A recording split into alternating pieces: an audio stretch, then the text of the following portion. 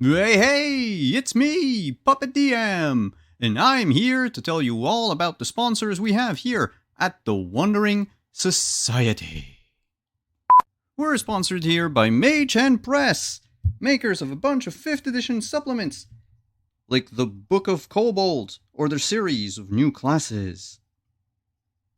And don't forget, Arcmada, the amazing sci-fi fantasy campaign setting for the world's greatest role-playing game.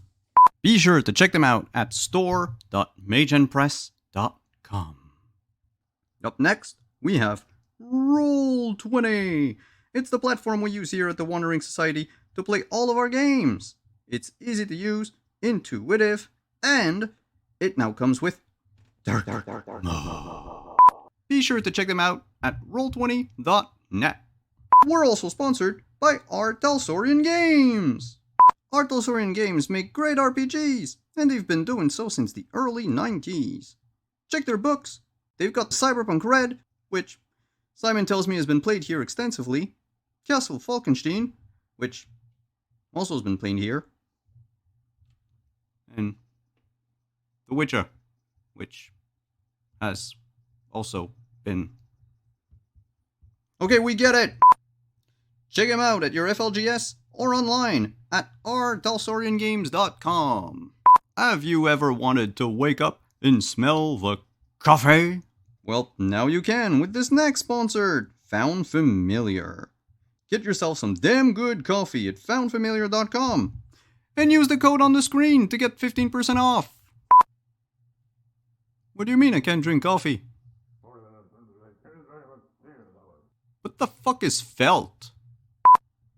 And we couldn't end this segment without talking about our good friends at Die Hard Dice.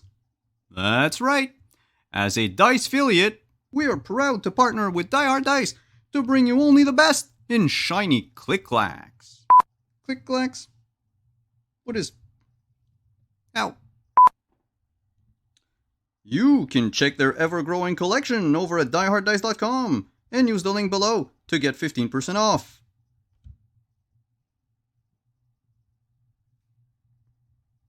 You're putting this all on me? I better get a cut.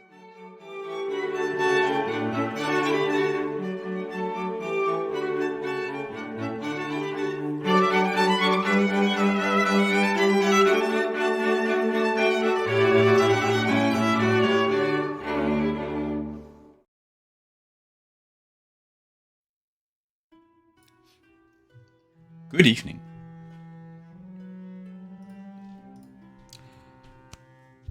The progeny. The tradition dictates, "Thou shalt only sire another with the permission of thine elder." In our post-Second Inquisition world, elders are, to use a local expression, rarer than Pope shit. Still, any kindred worth their blood observes and respects the third tradition. After all, childer are a lot of responsibility. Too much for busy, young, relatively kindred. A mirror of the kind they feed on, the newer generation of vampires aren't warm at the idea of siring progeny. But you cannot rebuild a city with only a handful of licks. You need manpower, scapegoats, sous-fifre, and peons you can lord over. How can you tell when you have enough kindred? How can you tell when you have too many? I'm Simon at Wandering DM, and I will be your storyteller for tonight. Now let's get on with our story, shall we?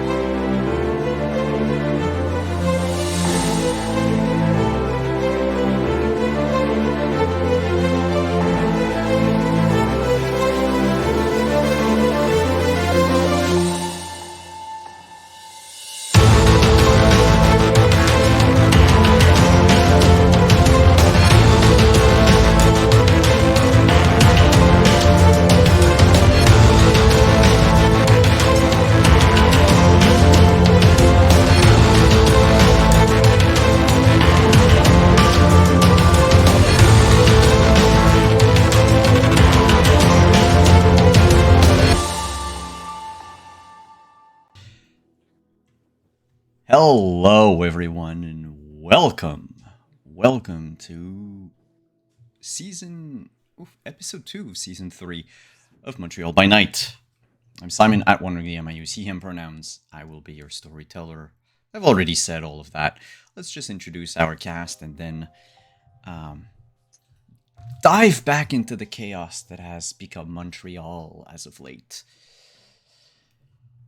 Let's begin with, because we're gonna mix it up, a chaotic member of the coterie. Hi, Deirdre. How are you? I object to that characterization. Flory is not chaotic. She has her plans. You have brought a lot of chaos, though. Causing chaos is not chaotic. True. Those are two True. is two entirely different. It's not my fault that the opposing side and the opposition does not have a plan for Flory. Or so you think. Does not have an effective plan for Flory. But hi, everybody. I am your friendly neighborhood Prax at Deirdre on Twitter, or Praxgorth as me for as you see me around here on Twitch. I use she, her pronouns. So does the wonderful Florica Flory Winters, our Ravnos and murderess extraordinaire. Hashtag not the Ravnos' fault. Speaking of someone on who a lot of the fallout of their past decision might start happening tonight, and might be blamed for things happening in the city. Hello, Pope. Hi. Also, did you know that expression? It's a Quebecer expression, rarer than Pope shit. No, I wasn't familiar with that. I'm more familiar with Pope soap on a rope. Child of the 90s. Hey, everybody. Pope here. Pope Rollbill on Twitter. Pope Rollbill on Twitch. I lurk in all your streams. It's great to be back with the Montreal by Night crew playing Arthur Porter. Both of us use he and him pronouns. And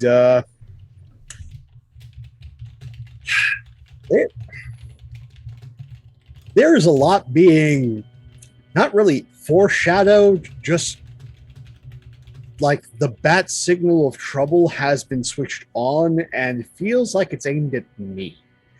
So we'll see what happens. Indeed. And last but not least, the person that now has the least amount of home in the game, Trooper. Hello. Hey, hi everyone. I am Trooper SJP. When you were talking about the blame and all the bad choices, I thought you were going to come back to Lucky, because you always got to blame the Bruja for things. I am Trooper SJP, and I'm so happy to be here with this lovely crew of vampires, all very, very different, all with different approaches to life. And I am happy to be here as Dixon, who is the night security for the domain. And I'm happy to jump in and find out what the night has for us. Yes, because a lot of things happened on October 19th. A lot of things happened prior to October 19th, but that is the date where we last saw our coterie. 2 weeks after the end of our last season.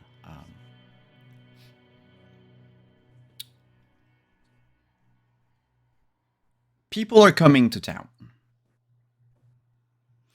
And some of them are assassins. Yes, some of them are already in town. I would like to object. I do not think Archons qualify as assassins. They are executioners. Executioners, yeah. Maybe mostly bounty hunters, but not assassins. Because an assassin doesn't want anybody to know that they did the job. An Archon always wants you to know that they were the one doing the murder.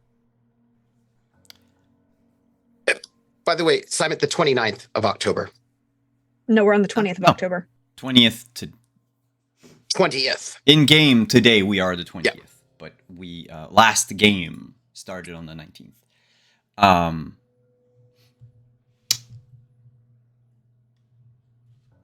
There's a lot of things that have been happening. Yeah. Haven might have been moved to junkyards. Glitter bombs were sent. Words were exchanged. Memoriams happen. And we're going to open tonight as the sun sets. Wait, last time we ended on the 20th, correct? Technically, we ended on the 19th. 19th, But so we we're going ended to the start on... night. Yeah. Okay, yeah, so we're going to start tonight. On the I'm pulling up my 20th. calendar. Yeah, as the sun sets.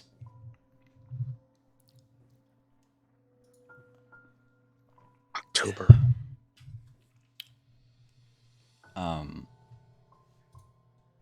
As the sun sets over Montreal and you all awaken, by the way, you can set your hunger at 1.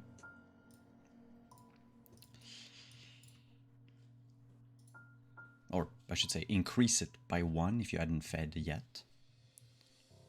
Do we get to roll our hunger die? No. I have to go kill someone. Yes, it's your rouse check for the night. Ooh. Yes. I suddenly mixed the rules up with chapters. Please make your rouse check for rousing tonight. Everyone's slightly peckish. I will go hunting before I meet up with them. It takes me a while to meet with them anyway, because, you know, Mhm. I'm a slow riser, and I've got all that stuff to do. Because of the situation, yeah. Mm-hmm. However, we're gonna start with Flory tonight. You have a text message from someone you haven't heard from in a few weeks at least. Miss Malin Monette. Which is going to be on my actual phone. Your actual phone, yes. I have news for you, Flory, she says. I know you're probably asleep right now. Let me know when you are awake. I need to talk to you. She'll kind of look at that as she's like laying in the bed of the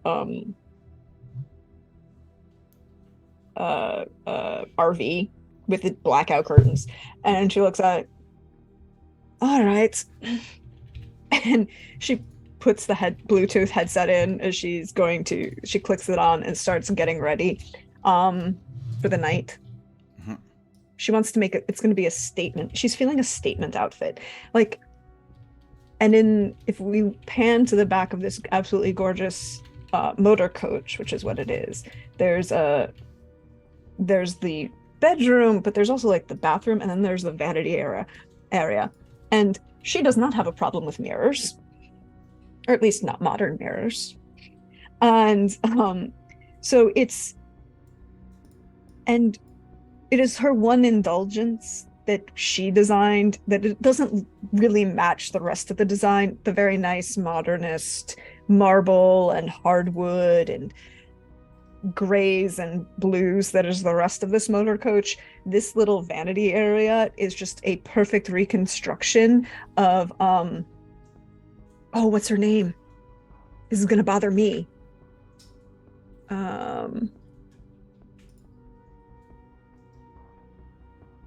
Who? It is the perfect reconstruction of Helen Chow's three-way mirror from Flower Drum Song, played by the absolutely fabulous Reiko Sato.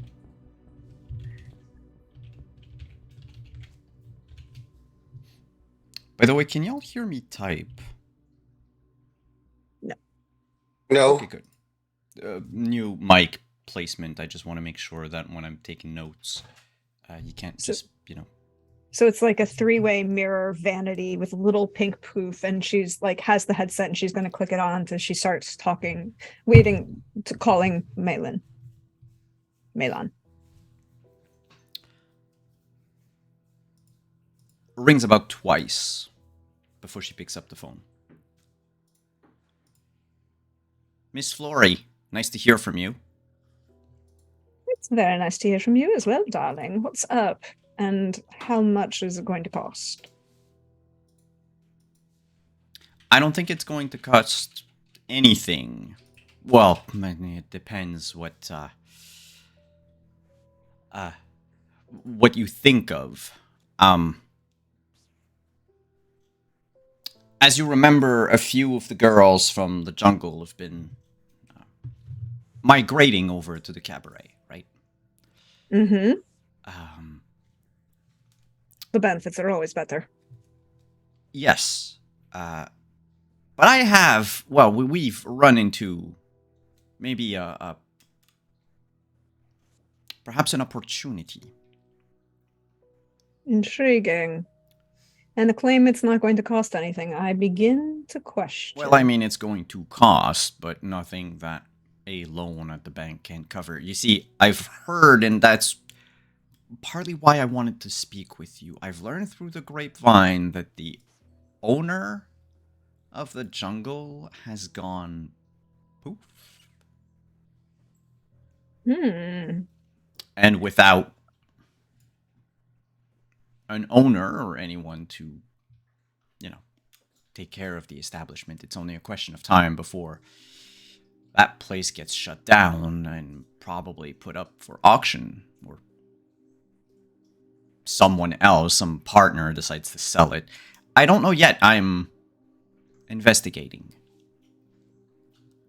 But before I put any of my resources into that,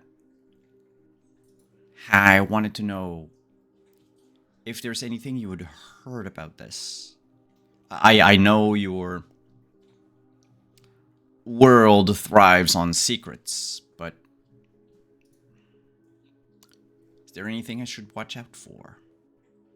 And is that something that you think would benefit the cabaret? Number one, let me do a little checking. I've been out of town, so I haven't heard as much as I would have liked. If the owner of that establishment is no longer running it, I have questions that might need answers. And I think it would be a business opportunity, but not the way you're thinking. You don't want to touch the bad juju that comes out of that kind of establishment. If she's not been heard from or seen from, that means that there's a mess. If, however, you were to offer condolences and encourage the opportunities for her former employees, and maybe possibly arrange some more publicity, well, the competition going out of business is never a bad thing. I was thinking of maybe acquiring the place and, having a second location under my name. Well, we can talk about a second location, but considering the number of bodies that I have were not properly disposed of, I walked through that place, Melan. It stank. And it was that kind of stink. You know how, 30 years of cigarette smoke, you can never get out of the wood? You just have to tear it down and start again. I get an idea of the type of patrons frequented the place. I mean, the girls have already talked enough as it is. So I don't think we want their location. But if we bought a building across the street... I mean, just to remind you, the cabaret is across the street in 2 buildings north of the jungle. So they're already... Yeah, they're already on top of each other. Pretty much, yeah. Yeah, sorry, you were correct. It's I think, then I rewind. Flory would then say, but I think a second location would be a good idea. What do we say about closer to the Hunter's Green? To be fair, I hadn't thought about buying anything, period, until I got the rumors. I was going to say news, but I won't qualify them as news just yet. I would say not necessarily within like the block, but that the neighborhood intrigues me. I think it would be a fine investment opportunity.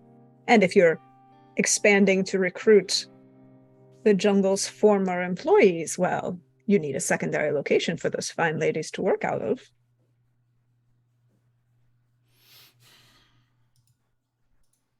I can always take a look.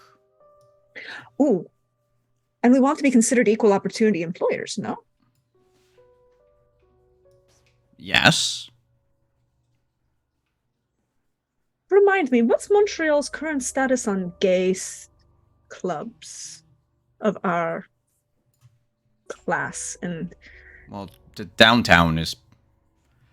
yes, but those are all... The moment you go into the village, you're going to have a lot of them. But they're not the same thing. What do you have in mind, then? I'm thinking Chippendales, but more classy.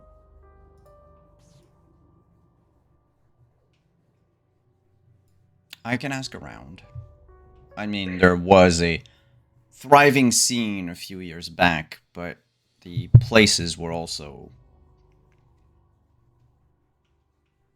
rumored to be places where sometimes you would go in and never come out. That's why I want to recreate and rebrand. I think this would be a good business opportunity for some people that I know. All above board, of course. I can definitely look into it.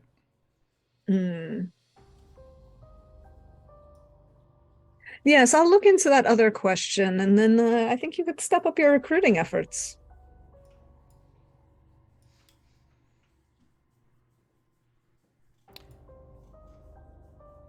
All right. Good to know we are on the same page. However, it's not like the cabaret made hand over fist money. I'll keep you appraised of the situation, but I might need some sort of generous contribution. Oh, I have already figured that out.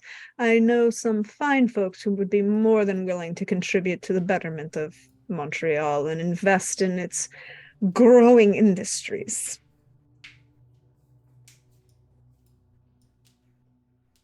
Good. Also, could you do me a favor? Yes. Anything. Can you keep an ear out? I was in Quebec a couple weeks ago. It seems that some individuals wanted to start moving through Miami. Some underage.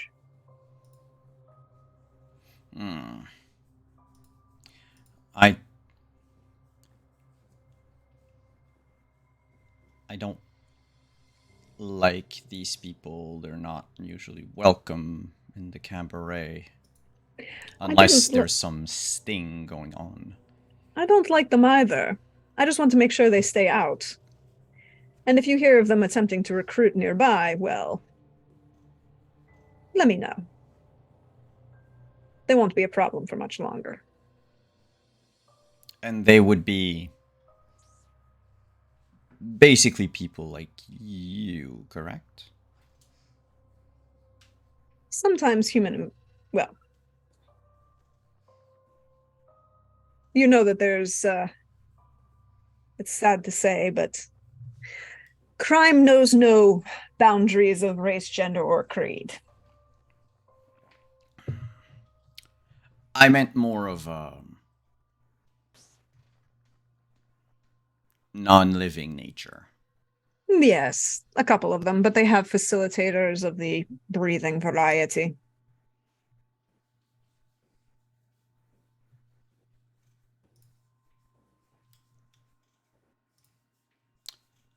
I'll keep an eye out. Yes, I dealt with the small problem out of Quebec, or at least the current tentacle that rose its nasty little head. But I want to make sure it doesn't show up in Montreal.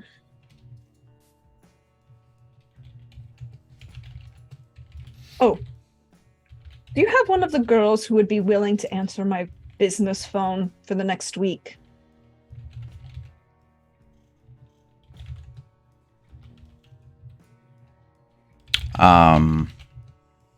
Yes. I think I can probably pay one of the newer gals some overtime for this. What does that entail? Just Oh, I don't need all the details. Just Oh, no, it's entirely appropriate. I may have reported somebody for their horrible business practices to Revenue Canada, and you know how the bureaucracy is never concerned about the timing for, people's sleep schedules. yes, I can definitely have someone. Just send me the. Well, do you want to just forward the number, or do you need this person to also have her fingers on the phone, if you catch my meaning? She doesn't have to have her fingers on the phone, but I'll forward the number for right now.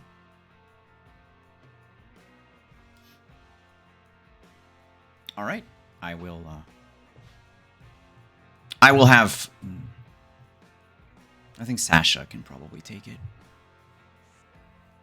Thank you, darling. It is always a wonder. Oh, you're going to get a present. I'd already planned it's in shipping. I had to go on a trip to the States. You would not believe it. I found the best seamstress in New York. Absolutely gorgeous work.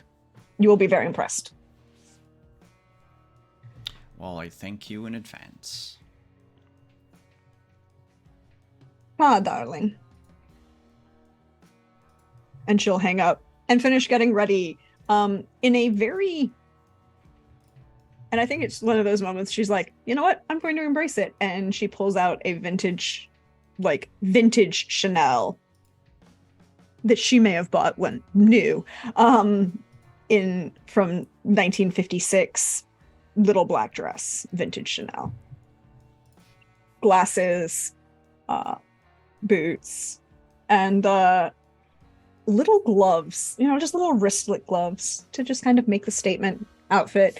And then walk out from where she parked outside of the city, out near one of the campgrounds, not close to the werewolf territory, but like a city, like a park campgrounds, and then take the car in to talk with other folks. All right. Any park in particular? Area of the island? I think perhaps I'm looking at this map, right? Mm-hmm. Map. Give me map. Why no load map? Which one? Like a Google map or a Legend Keeper map? Which, A by the Legend way, Keeper map. everyone, if you want to get a look at everything that we have, our database is available. The link is right there in chat. Yeah, for some reason the Legend Keeper map isn't working. So wherever you think, slightly outside,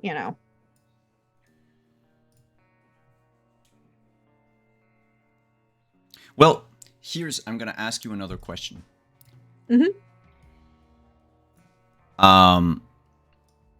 Social class.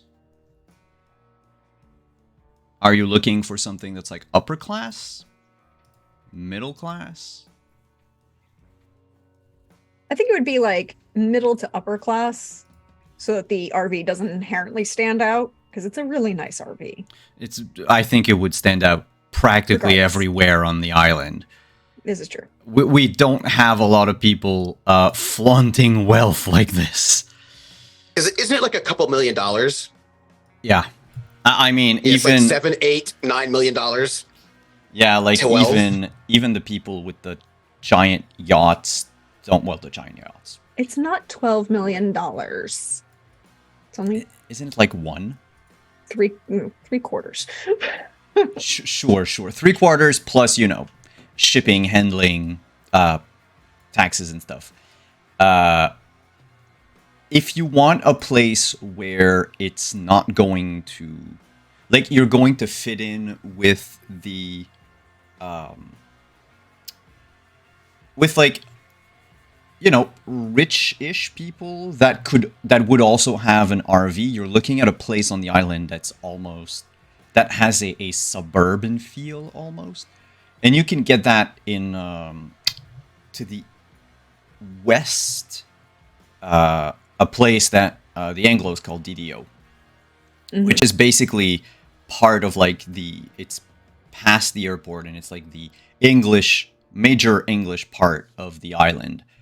And there you're going to have something that's more, you're going to have, it's middle class and over and up for the most part, but also it's the type of places where, people have houses or townhouses with a driveway and a garage and stuff that's different from, let's say, Westmount, where Westmount you're going to have those giant mansions, but absolutely no place that you can park an RV because the streets are still like, old Montreal sinuous.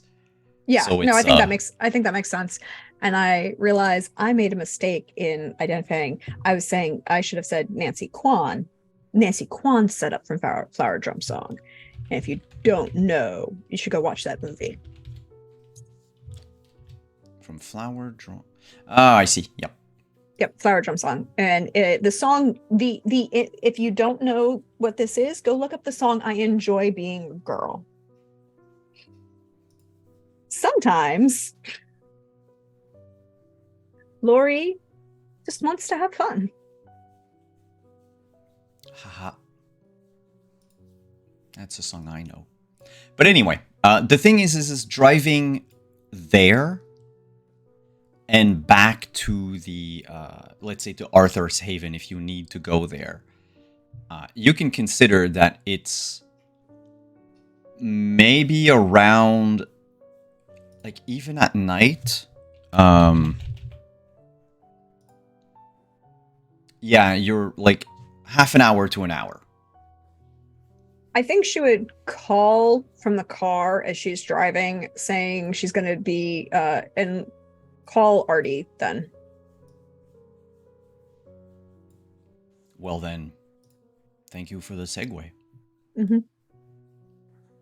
Morning. So I'm going to do hello, Rajul. I heard from a little bird that the jungle is empty of its predators. That's a bad sign.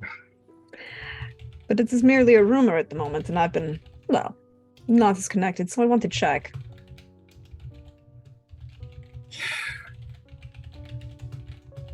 Yeah, I should go over and check. You want me to pick you up? Sure. I just got a real bad feeling about this. While you're on your way, I'm going to see if I can't get in contact with Valois and see if he's still kicking. Is there anyone else we actually care about? Oh, the minion, the little one. Alex? Oh, yes, him. Alexi. I don't think they've targeted Alex, but they might. So, especially if... Yeah, and I don't know who we're dealing with quite yet, but it could be that one of the myriad possible threats could have it in for Thin Bloods, but who knows? Oh, I guess we should also let Folly know. Yeah, give her a heads up that there's something nasty kicking about, and you might want to give your former employer a call and let him know that there's definitely a hitter in town. Okay, I'll let her know. I'll let Alexi know. Oh, and I'll, yeah. All right, I'll see you in 5 minutes. Or See ya. 20, you know. Bye. Bye. And then immediately call Valois. It rings. It rings. It rings. He doesn't pick up. Is And then there a calls you back voicemail? right after. And the first Damn thing it. he says is, "Damn these phones. Pigeons are reliable servants, even more so." To what do I owe the pleasure, Arthur?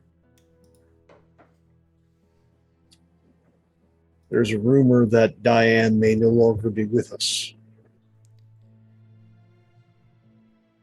Or so I've heard. I've heard other things too. I take it you are not on what the kids call the mailing list. No. I might have my domain recognized, but let's be clear here. I'm not an anarch, but I'm not a member of the tower, and I'm not a member of the old group.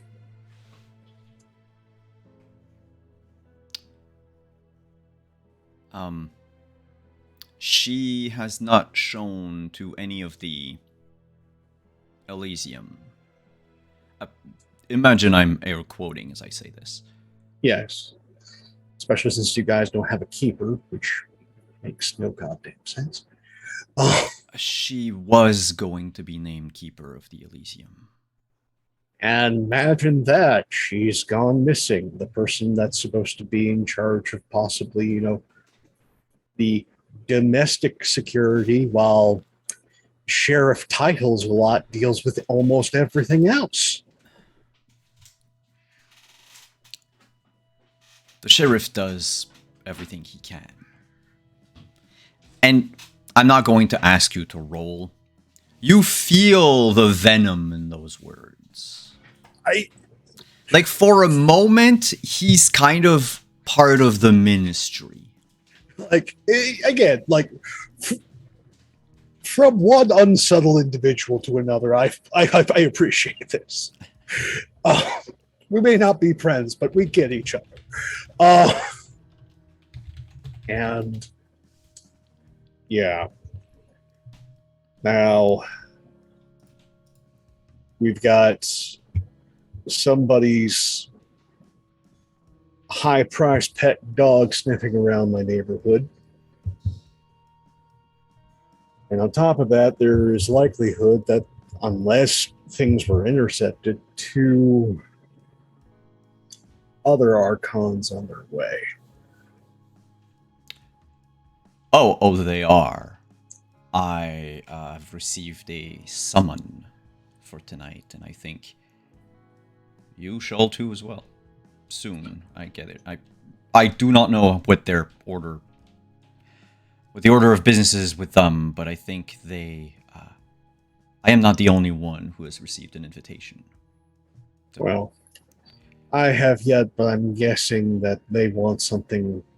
If everything else is going to be this backward, an incredibly formal summons written on vellum, delivered by some local child that they dressed up to be a period urchin or page boy.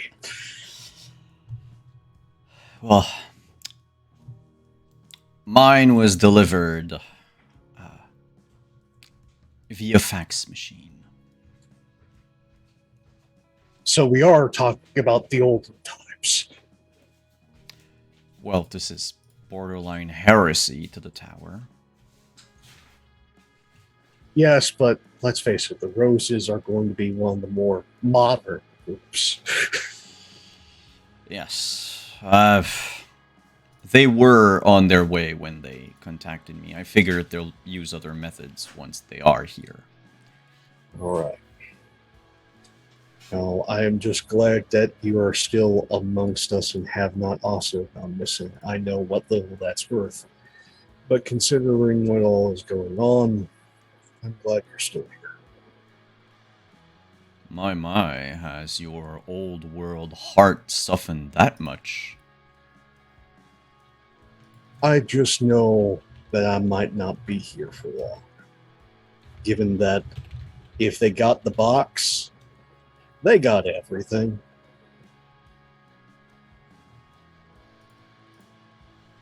You've lost me, Arthur. Is Box a metaphor I for got- something else? No, I got a piece of advice from now the Cardinal of Miami. He was only the Archbishop back then. But Lick, if you want to survive any night, document everything. Hmm. They got the box. All of it. So I might be decapitated this evening. We'll see. But if not, things might actually go well. But on the off chance, it's been nice working with you, Balwa. Of your plan, you are not the worst of them. I will take that as a compliment. By the way, if should you happen to meet Final Death tonight, I take it you will have no need of many of the ritual objects you have at home? You wouldn't mind me sending one of my students to retrieve them. It's for You're their going to have thesis. to do not send anyone you wouldn't mind missing. Students, they're a dime a dozen.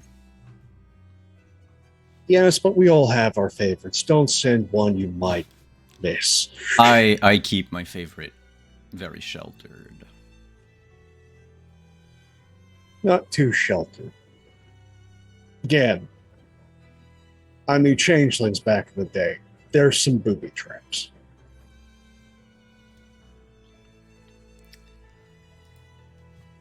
But you haven't said no.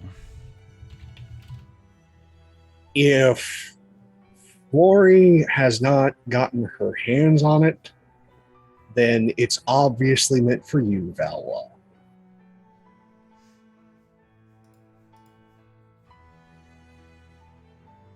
Well, thank you.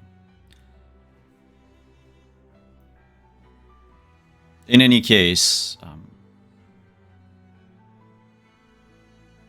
good luck. Thanks. Hopefully I can actually find at least a piece of Diane to know what happened. I would suggest bring someone with you who can perhaps speak to some of the tenants that live in the cracks in the floorboards of this place. We'll see about that. But I still got a little bit of the old private eye in me. If I have to jump through that hoop, we'll do that later. Well, Have a that good advice was evening. free. Good evening. And he hangs up. You hear him swear a couple times as he tries to hang up the phone.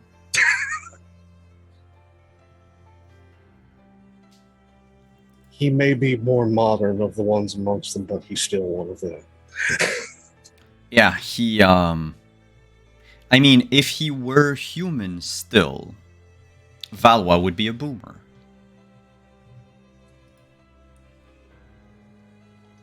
That explains so much.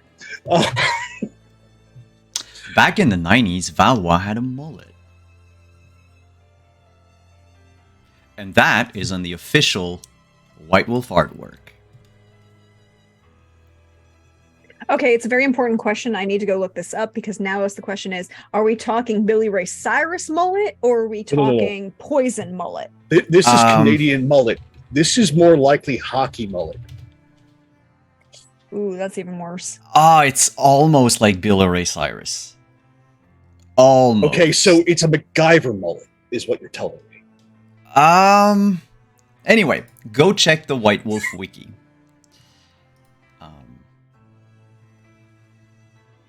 MacGyver mullet Mondays.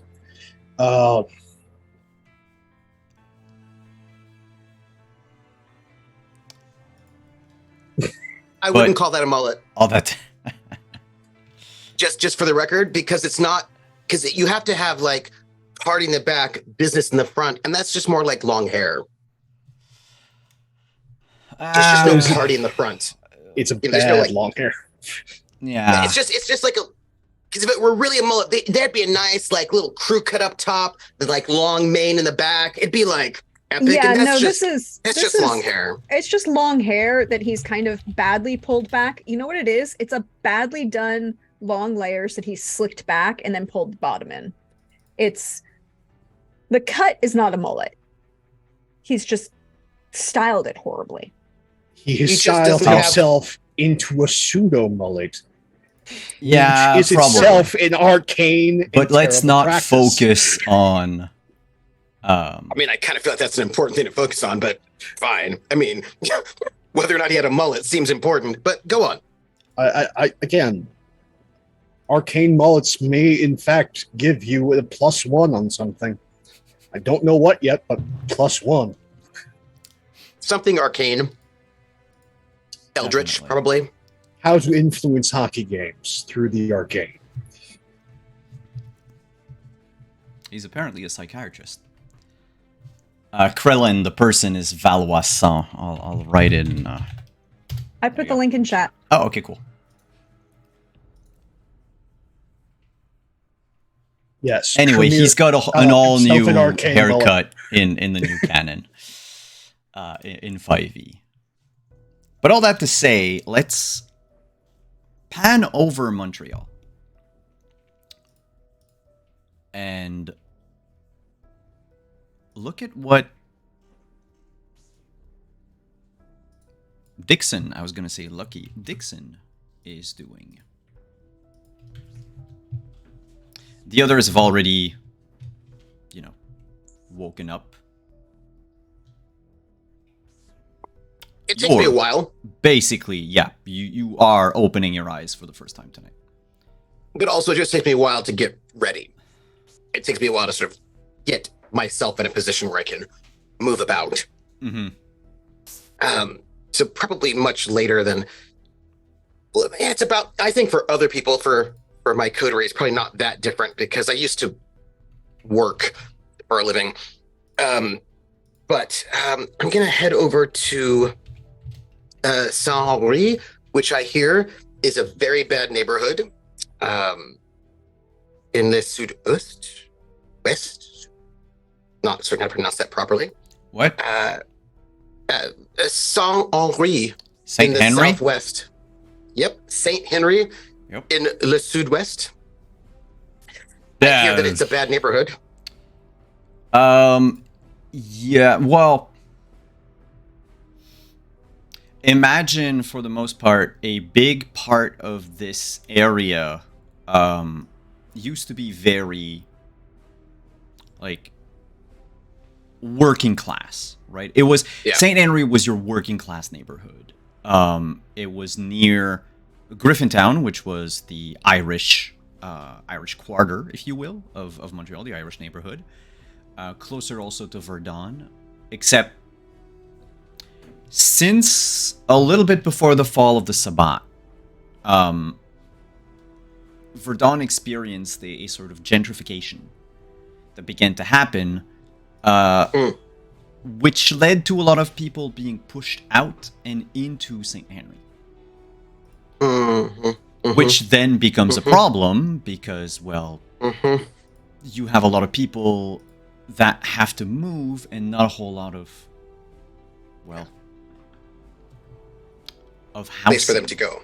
Yeah, and it Yeah. used to be way, way back when, where all the like tanneries and anything that smelled was Yeah. on that side of the railroad track. It's like it's outside of the world of darkness. It's different now. It's got like a boom, and of course, again, gentrification, which has displaced a lot of people elsewhere. In the world of darkness, however, it hasn't, especially in our game, it hasn't gotten out of that that situation, it's heading towards a slum. Great, because that is a slum that is not my old neighborhood. And it's southwest, which is not a bad place to go. I'm going to go there. Go, and I'm going to find someone and attack them for their blood. So you are directly like jumping someone in an alley or something. Alley cat style. That would be a difficulty 2. I'll let you choose between Dex and Stealth or Strength and Brawl. Yeah, so Strength and Brawl is the base. If you want to do it like find bad guys and get them, apparently that's Wits and Streetwise. But yeah, but Dixon okay, does not have Streetwise because he's not that kind of.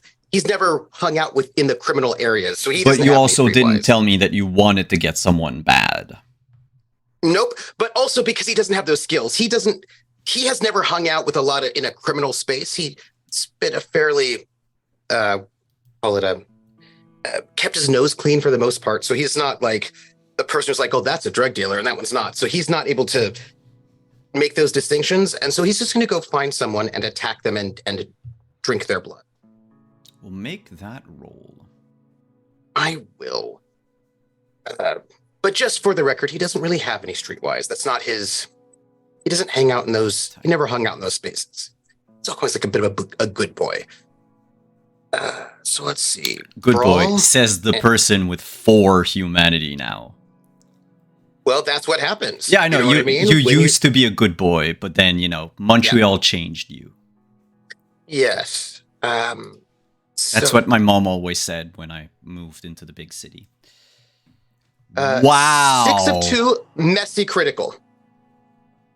Do you re-roll any of this? No, I'm going to just kill the person.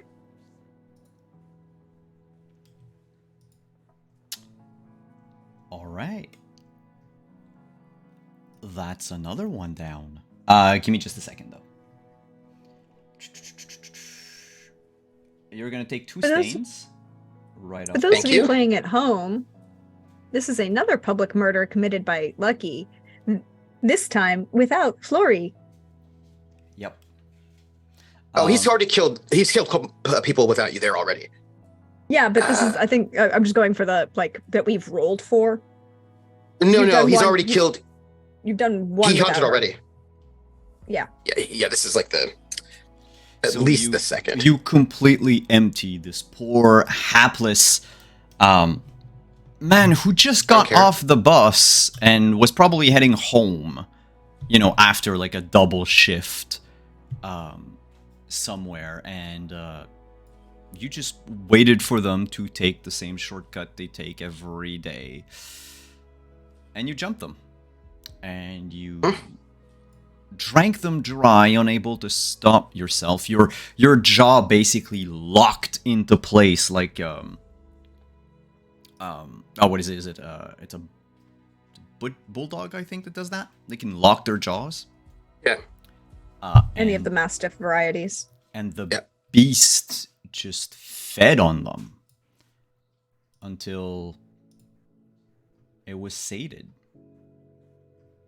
This person didn't have a blood strong enough to have a resonance.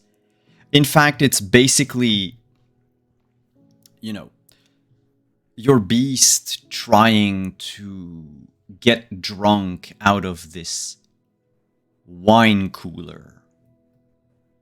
There's just not enough blood in that person to get you drunk. But the beast tried. It really did. It really, really did. Can you give me another roll? But this time I will tell you what to do.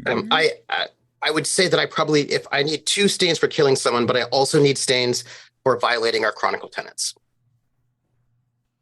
Yes, I thought it was part of the 2, that's why. No, I think you get 2 for killing someone. I should at least get 1 for worrying for collateral damage and 1 for respecting the community. So I should have 4. That is probably it. Let's go with 4, and at worst it's going to turn to 5 when we do the remorse roll later.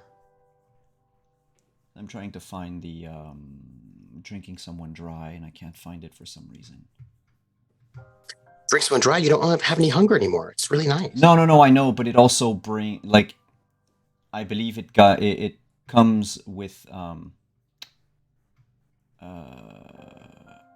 think it's an automatic stain.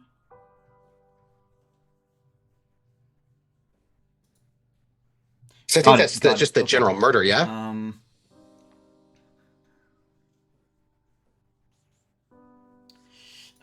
General murder, I don't think for you at For Humanity you would really necessarily care. No, I may not care, but I still get the stains for it. I just don't. I'm just more likely to do it. But I also have more empty. Anyway, let's leave it at 4, and we'll check at the end of the session if this needs to get to go up to 5, basically. But I would like for you to roll not too far. I'm gonna try to dispose of the body in some way, not to no. Before you dispose of the body, please. I actually need 2 rolls from you. Absolutely. Could you just make it's a rouse check. You can just roll a single d10 if you want, because otherwise, if you fail the rouse check, your hunger is going to go up on your sheet. But otherwise, you can, bring it back down afterwards. But can you give me a rouse check, please? Sure. I failed. Good. Your beast did not use your potence ability to tear him apart as you fed. It was too overtaken by just the simple act of feeding. The blood came easily enough for it to not have to try to force it out of him. Yeah. And then can you roll 7 dice for me? Absolutely.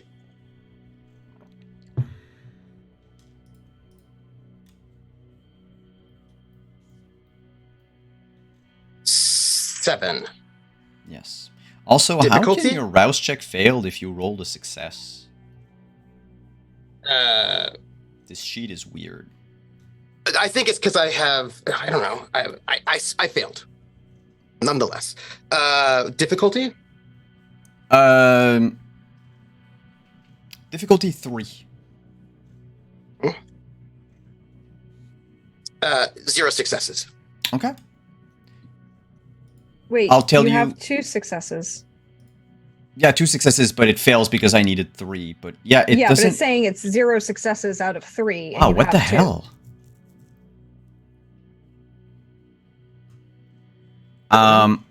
Trooper, can you roll any skill check on your sheet? And can either Pope or Deirdre roll any skill check? I just want to see if it's like a glitch in all the sheets. Or intimidation strength. Well, I mean okay. Prax, you actually failed. Yeah. Yeah. That is proper. It did works. Say proper. Okay. That's just strange. Okay. Well, anyway, all that to say, 1, 2, 3, 4, 5. Okay. I don't know, Dixon, your sheet was weird. For a moment. But all that to say, out of game, I will tell you this. For now, the way you've disposed of the body, Dixon, you can rest knowing that this should not come out as a masquerade breach. I don't think Dixon cares. No, he's just murdering people. I mean, he's going to look the wound close, but yeah, but it looks like this person, the way you exsanguinated someone completely. Yeah.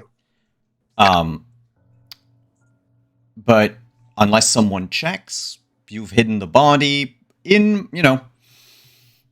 dumped it in a dumpster somewhere that already smelled foul enough that you figure it should be okay. I think also he would just beat the body to make it look like somebody really worked him over. Just take that time not out of anger or anything, but smash his head against the wall, the brick wall, the alley. Just do some. If there's like any kind of like a brick or a rock, something like that, just to it's a bad neighborhood. Make it look like break his legs, A beating. that somebody really, like a real beating. It doesn't take any pleasure or displeasure out of it. He just sort of does it because that'll make it look like somebody beat this guy to death. Yeah, and then you're fairly toss the certain bodies that up. it's not going to come back to hunt you at least tonight.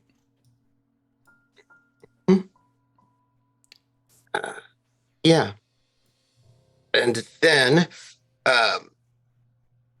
I'm going to go and take my bicycle across town, go to the bus terminal where I have my personal effects, grab a couple of things, go to like oh no, there are people at coffee shops. Go somewhere like in an alley, probably somewhere like, or like a underpass by a park, somewhere people are not going to be, and read for a little bit, study for a little bit, then take my bike back, put my personal effects away. And then after I've done my studying, because I had to look up some things I just remembered some things from the past and I wanted to look up some things, do some research. And then afterwards, go and start patrolling Artie's domain, as is my job. This is going to take a bit of time, so that we're going to absolutely. We're going to go back to Florian Arthur for a while, and I'll let you know when the scenes sync. Just when you're hungry, you just got to murder somebody. You know what I mean? Or have a Snicker bar. Oh, I hadn't thought about that. I know. Oh. Yeah. Maybe next time. You have to choose between a Snickers or like 4 points of remorse. But Flory, you've left the RV behind. And as she's driving to pick Artie up she's going to call first Alex. It rings only once before he picks up. Alexi, so Alex, pawn shop, it's... Oh. Alexi, so the jungle is missing its predator. You're not dead. That's good. No, I'm not dead. Yeah, I kind of heard through the branches that Diana skipped down. Ooh, I don't think she did. Yeah, I was trying to be nice. No, don't be nice. If she skipped town, that would be one thing, but I'm pretty sure that one of the 3 Archons in the city probably killed her.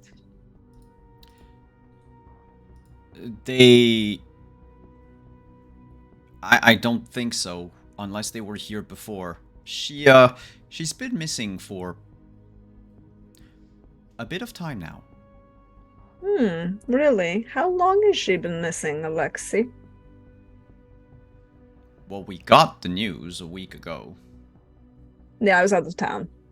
I don't know if anything else happened. The jungle is off limit, we've been told, for the time being.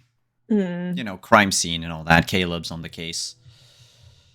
Well, I mean, not Caleb, but Caleb's people are on the case. Busy for the sheriff and the Scourge and the Seneschal to, actually do something in person. That many titles, just very busy. Oh, they found a Scourge. Yeah. Really? Whom?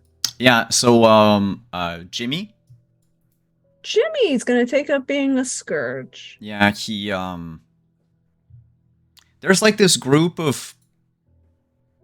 Well, I mean, it's not really a group. There's like 3 of them. The Primogen? Yes. Anyway, they had like a vote and stuff. Yeah, His Majesty is trying real hard to... No. title is His Highness. He's not a Majesty. He's only a Oh yeah, prince. Highness.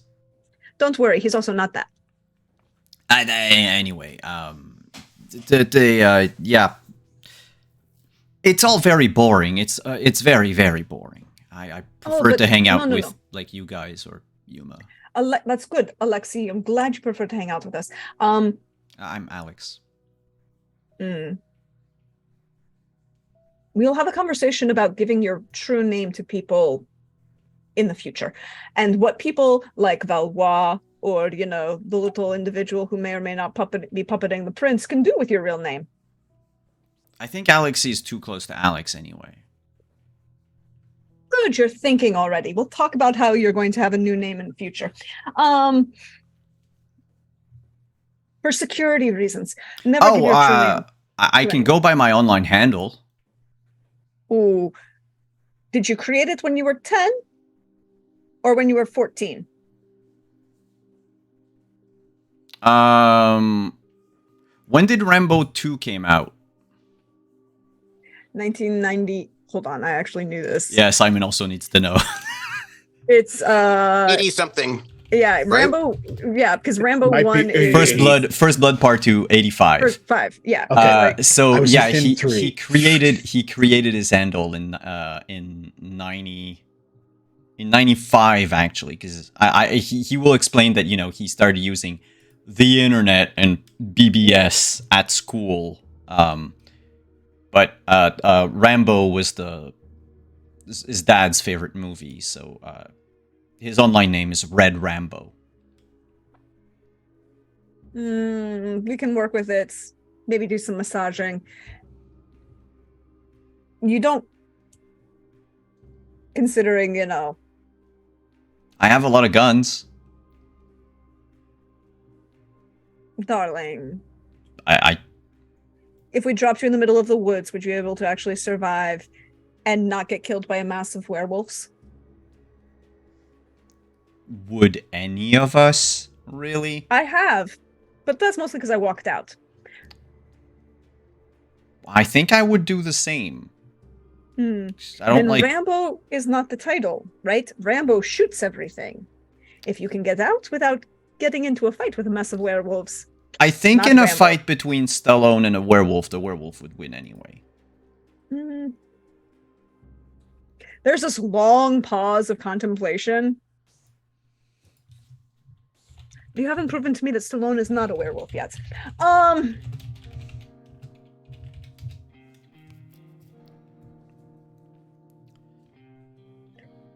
I don't think Why were you? werewolves get that much plastic surgery. Well, that's the thing. Is at that point you're probably a servant of the worm because you're like. Expendables 4 it just got their trailer release. Ooh. All that to say, why are you? Are you calling me to talk about? I don't think you're calling me to talk about Rambo. No, I'm calling to you to make sure that you weren't permanently dead yet, as I go, call a couple other people and make sure that they're not permanently dead yet either. Also, by the way, you should maybe stay away from the Primaging Council for the next week. If at all possible. Just don't be seen.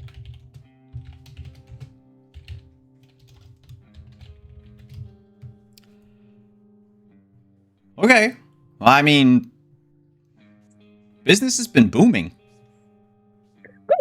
Glad business is good.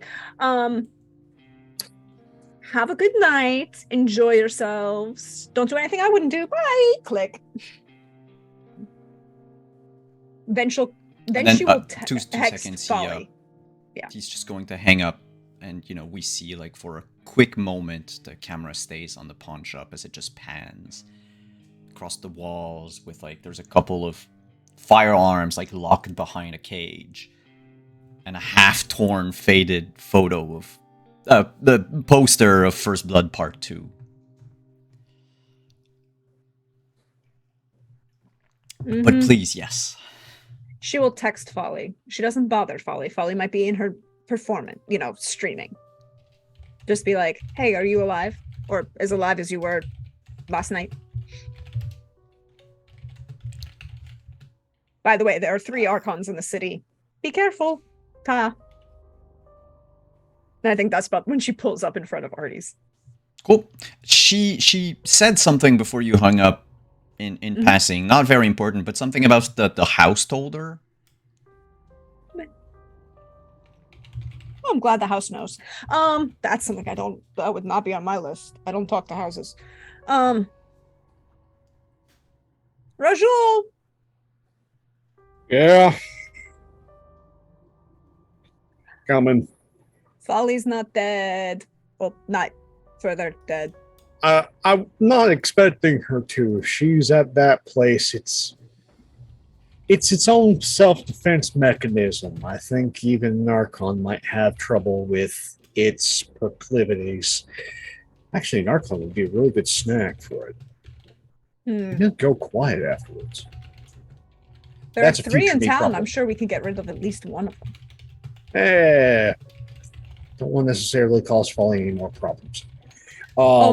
Alexi is still alive, Okay.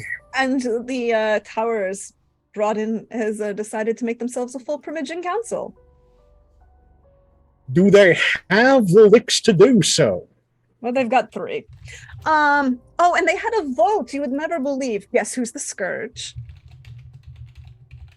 Somebody that actually answers to Kayla. Jimmy. So somebody who actually answers to Kayla. Yes, I thought so. Oh, and when I mentioned my friend who let me know about the jungle's little missing predator problem, mentioned the fact that, well, Alexi let me know that the Diane has been missing for at least, well, they got the news a week ago that she's been missing. So it means the likelihood if everything's being filtered through the prints, that's an extra 24-hour delay. Plus actually showing up on Caleb's radars in another 6 hours. So she's been at least a week and a half, maybe 2. at least a week and a half. Also, they've locked it down as a crime scene. Yeah, right.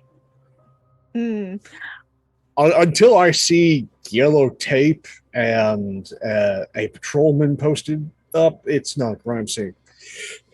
Oh, by the way, what are your feelings about Meilan opening a men's version of the cabaret near the Hunter's Green? She's going to need to get a better liquor license. Yeah, I figured I would invest in that, but she's going to take on all of these fine girls that aren't going to be gainfully employed at the jungle. I said that we were not going to invest in that property if there are too many dead bodies. Also, it smells horribly, and you're never going to get that out of the place. We are of a better class of. You can get it out. It's not actually that hard. It's just a matter of knowing somebody who cleans crime scenes. No, not the dead bodies. The cigarette smoke that's in the walls. I did not stutter. It's faster to just tear it down. No, they have the proper chemicals to take up the files of nearly anything. Nearly. Apparently, dead snapping turtle was a terrible smell, and you cannot get that out. But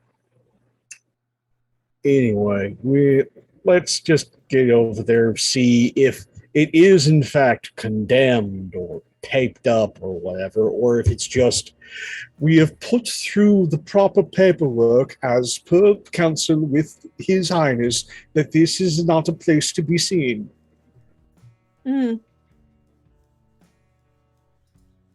Fair. All right. Also,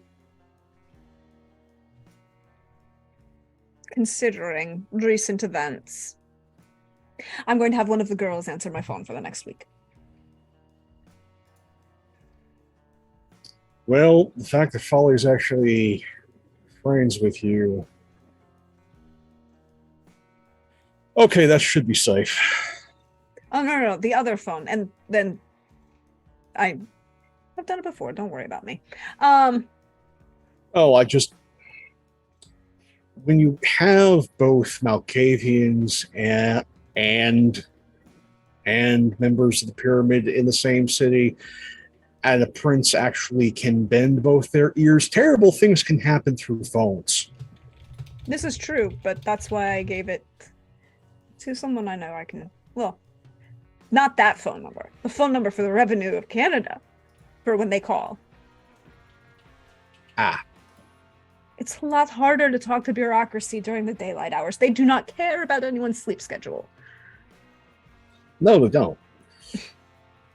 Maybe that's something we should get the unions to address. Notes for the future. But, and she'll like kind of pull up right in front of the jungle. Like, assuming... Which, by the way, does not have yellow tape on there. The lights are out.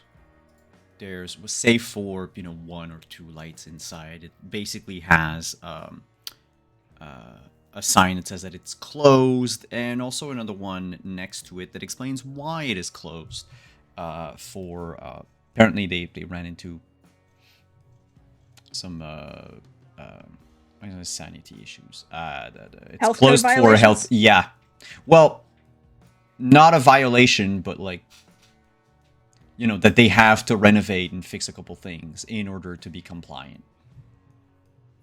So it's not shut down because of a health code violation, but it's, let's call it borderline. They are bringing things up to code. So closed for renovation per code enforcement. There we go. That's the legal phrase. Yeah. There are no, from what you can see, just by parking the car and looking across the street, there are no kindred that you know of stalking the place. There are people on the street. I mean, people are walking to and fro, pedestrians on the sidewalks. There's a couple of bikers, as in bicycle. No one that really pings anything on your radar. Yeah, otherwise, you hear the music from the other clubs around. Yeah, if they have somebody watching the place, they have somebody watching the place. But unless they're having somebody actually sit on the place, then if they're not giving either of us information that this is closed, then it's not closed. Do I see, as she kind of looks through the rear view mirrors, anyone sitting on the place? Which would be, one of the things she would do if she was casing the joint, basically. Looking for security. Can you make I'll give you either intelligence or wits, your choice. And an awareness. An awareness? Okay. Well, you're looking for someone yeah. acting security. Yeah. No, I don't. I'm just making sure that that's what you. Can I have a specialization in break-in? Could I use that to say that I'm looking for the security? I mean, as someone who specialized in breaking in, yes, you would tend to know what to look for. Mm-hmm.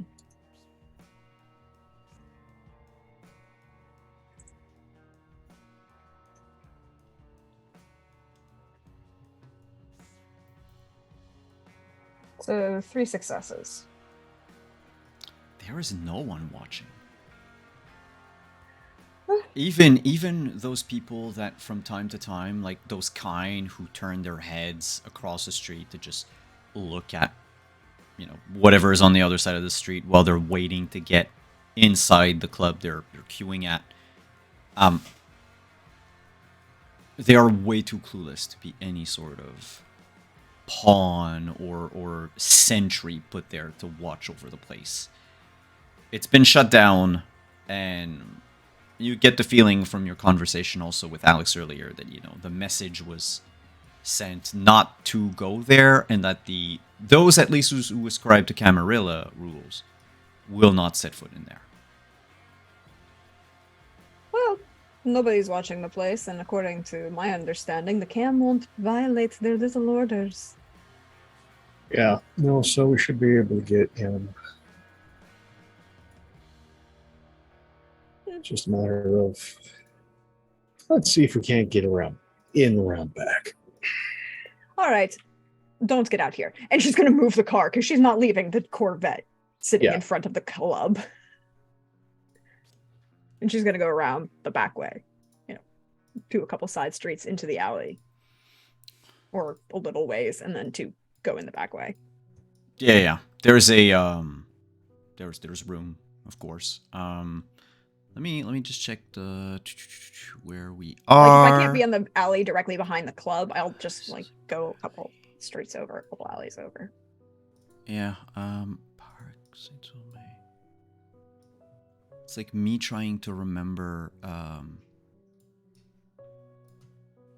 which street is which on the map. Nope. What the hell?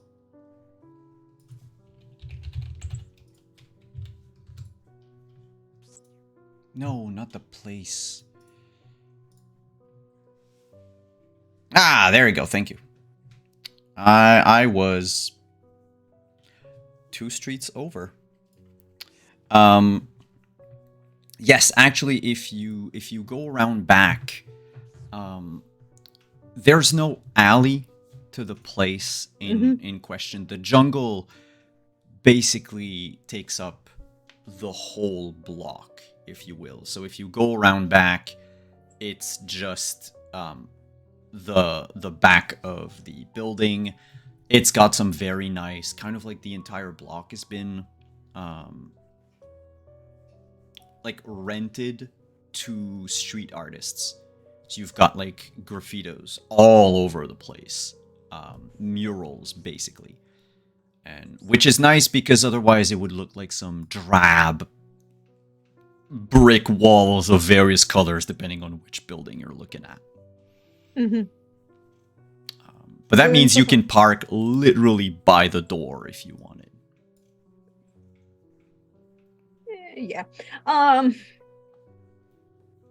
Is there any, like, she would have cased the jungle at least once before. Is there a like video camera security on the back door? Not on the jungle itself, but the city has like the oh yeah, like a few, especially in this area because you are on the limit of what we would call like the big touristy area. And so for a lot of like festivals and everything, and because there's a lot of people that come in from outside, and also given the events in the World of Darkness version of Montreal, back when the Sabbat was there, disappearances were very common. So they've installed basically CCTV on a few street corners, which one of them happened to also be,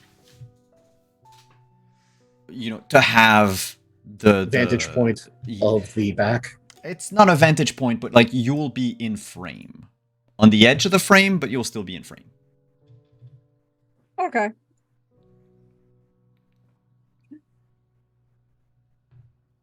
Who's up for some breaking and entering?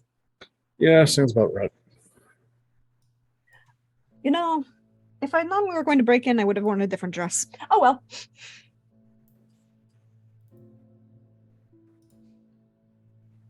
Well, let's get in. She's gonna take the lockpicks. Yeah, the door out back doesn't have a lock, a way to open it, like with a handle. There's a there's doorbell. There's a key. Yeah, there's doorbell, and but she's gonna look at it, shake her head, and then promptly turn to the side and look at the hinges and go, "Those can go away."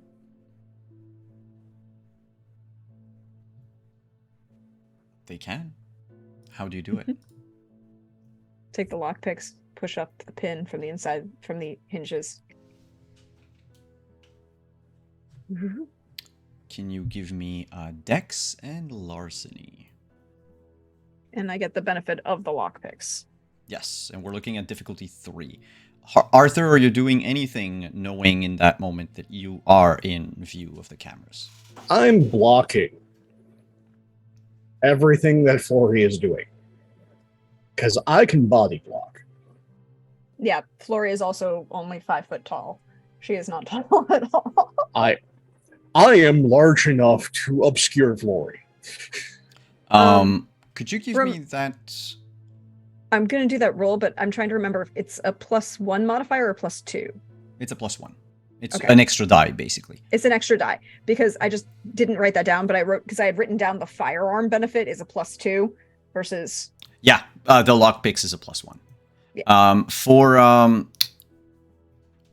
For Arthur, can you give me strength or stamina plus performance?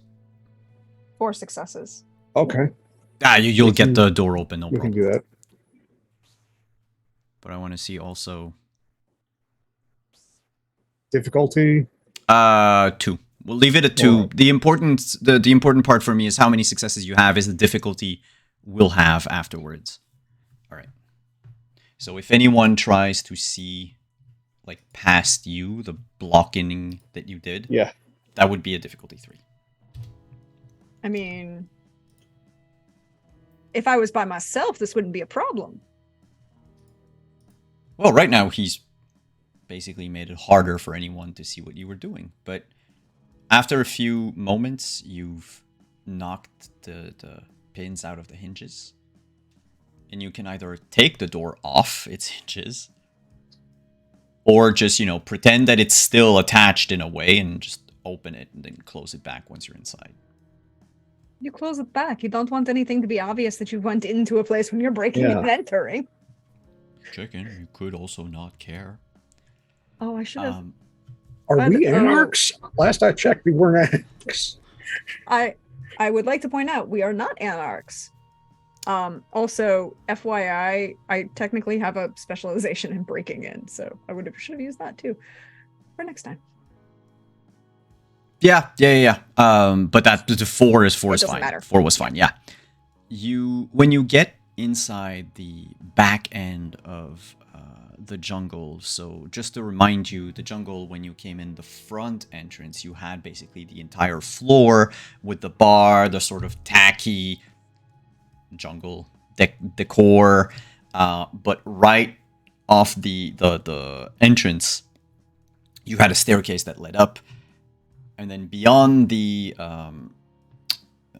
main floor, you also had a staircase that went up to Diana's office. When you come in through the backside, it's almost like a mirror version of it, except whereas it used to be, short corridor, main room, now you've got short corridor, what is essentially the back room of the bar, but there is also a staircase going up, and past the back room you have a sign that you can see where that goes into the washrooms. So you figure, knowing everything, it's probably washrooms are what separate the two sides of the establishment. It is pitch black at the moment. There are none of the emergency lights or anything that would have been left on. Those were on the front side where there were windows. The staircase going up from this side is very, very cramped. It's plywood painted over black. One quick check. Because old me has done a number of things. I'm going to see if there's any blood residue near the door sill for dragging a body. As we walk in, Flory has Sense Beast up, Okay. which means I can, the passive version, Passive. basically. mortals, vampires, and other supernaturals. Yeah. So right now, Arthur. But never hurts to check. Yep. Cool. Okay. Arthur, can you give me... Let's go with wits and investigation. All right. Definitely do that.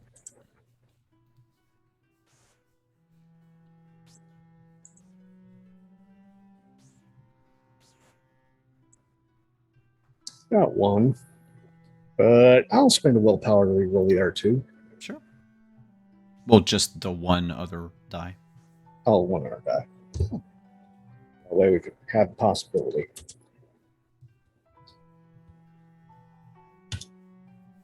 Nope.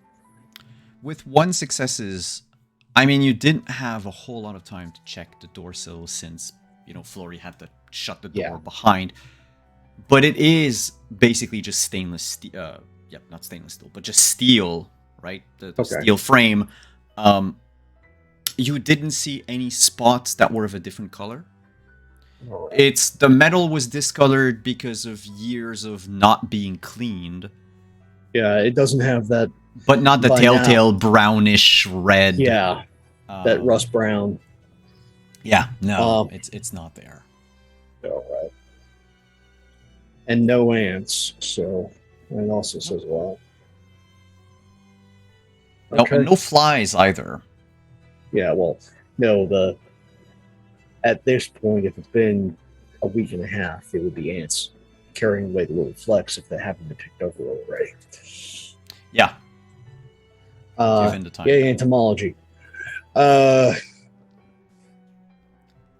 let's go carefully up these unfortunate stairs and try and get back in Diane's office. See if the place has been tossed or if anything's missing.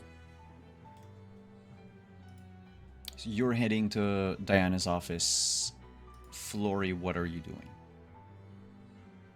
She's gonna stick with Artie for right now, but she's keeping Sense Beast around. And she pulls the gun out of the handbag. When you walk through the back room, you notice it's been laid out in such a way that in between the shelves and the kegs of alcohol that are just piled up against the wall and all that, there is enough room to fit a poker table and probably 5 or 6 chairs around it and be relatively hidden from everybody else. There is also an area in the back room where you have an industrial sink. You've got a small grill. They don't really serve food at the jungle, but you figure it was probably part of the original purchase and fixture, of the place originally, and they never removed it. It's well kept. And it doesn't appear like anything has been... And I mean, as you're just like moving through, there's just that little bit of dust on about everything that seems at first sight anyway to be pretty much the same all over.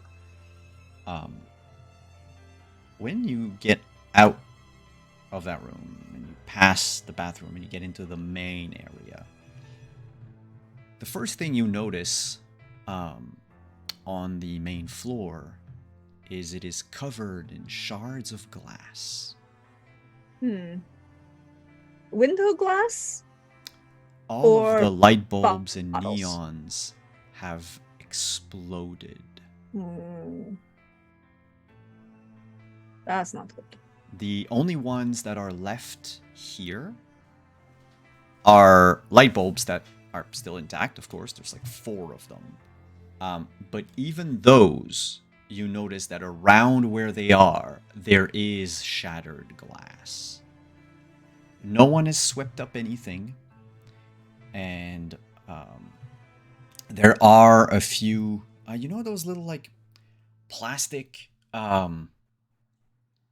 like placard that the police will put on a crime scene with like numbers or whatever. Yeah. Same. Like the crime scene. Yeah. Evidence numbers. Yeah. None of them have numbers on them. They were like made with like folded cardboard, probably taken from Diana's office or something. But in 3 areas, there are these little things. One of them is where one of the let's call it a security light is, where there's a lot of the shattered glass. Another one you notice can see it just a bit out of the corner of your eye. It's on the first step leading upstairs. And the other one is right on the DJ console. Let's take a look at the DJ console first. You walk through the main floor. You hear the crunch of those glass. shards as it's almost impossible to avoid stepping on it. And you notice as you walk about that in a lot of places the shards are already small enough that you think, people have stepped through. I mean, yeah, no. I do not put Caleb and whoever minions he has as being actual proper crime scene techs. So no, this place is an absolute wreck. Sherlock would be appalled, but we're here long after the fact and going to take a look at things because we're not Sherlock. At best, we might do a good Andy Griffith impersonation.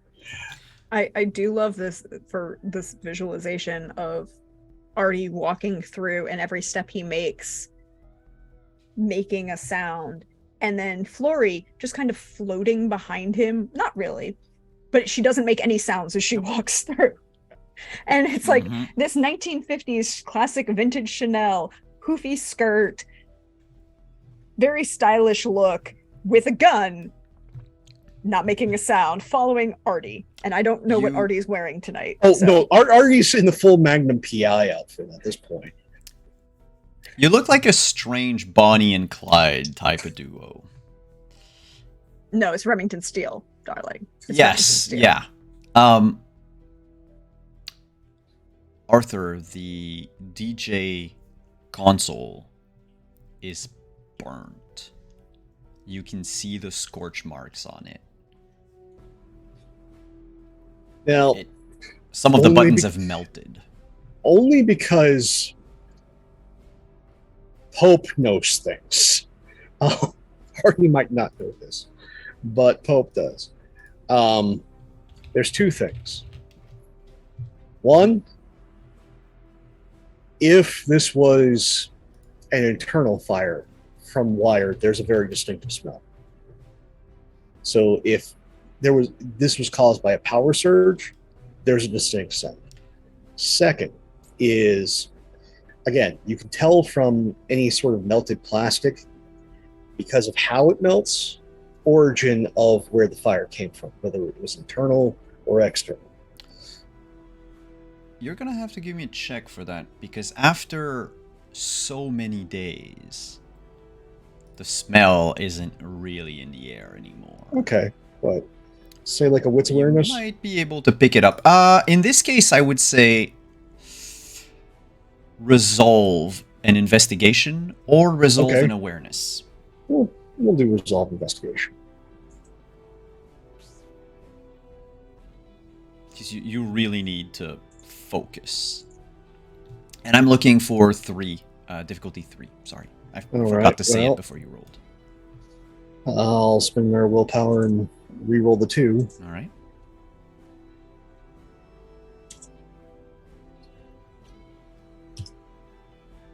All right, there we go. 3 successes. It is an electrical fire. It short-circuited. It shorted, burnt. And if you look at all the cables that come out of the controller and into the different power surge, like the surge protector power bars and all that, even they have burned. Like they have scorch marks around where the plugs are. No, that's not a penny in the fuse trick. That doesn't cause that. That's something else. And as far as the direction of the fire, from within the table. Okay, so somebody did something electrical. Like if some diodes had basically, or conductors had like sparked and died. You had to put to blow the surge protectors. That is an incredibly high low. Oh, yeah. In order for those to be overwhelmed. But they were That's- overwhelmed and the place didn't light on fire. Yeah, no, that's weird because usually you need enough power in the line, not quite at lightning levels, but close. And all it did was blow the glass, but to not light anything else Well- on fire.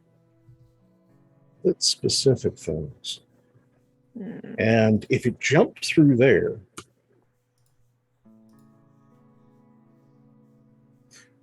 sorry, one of Pope's close uncles was a fire marshal. And I'm just going through everything that he's told me.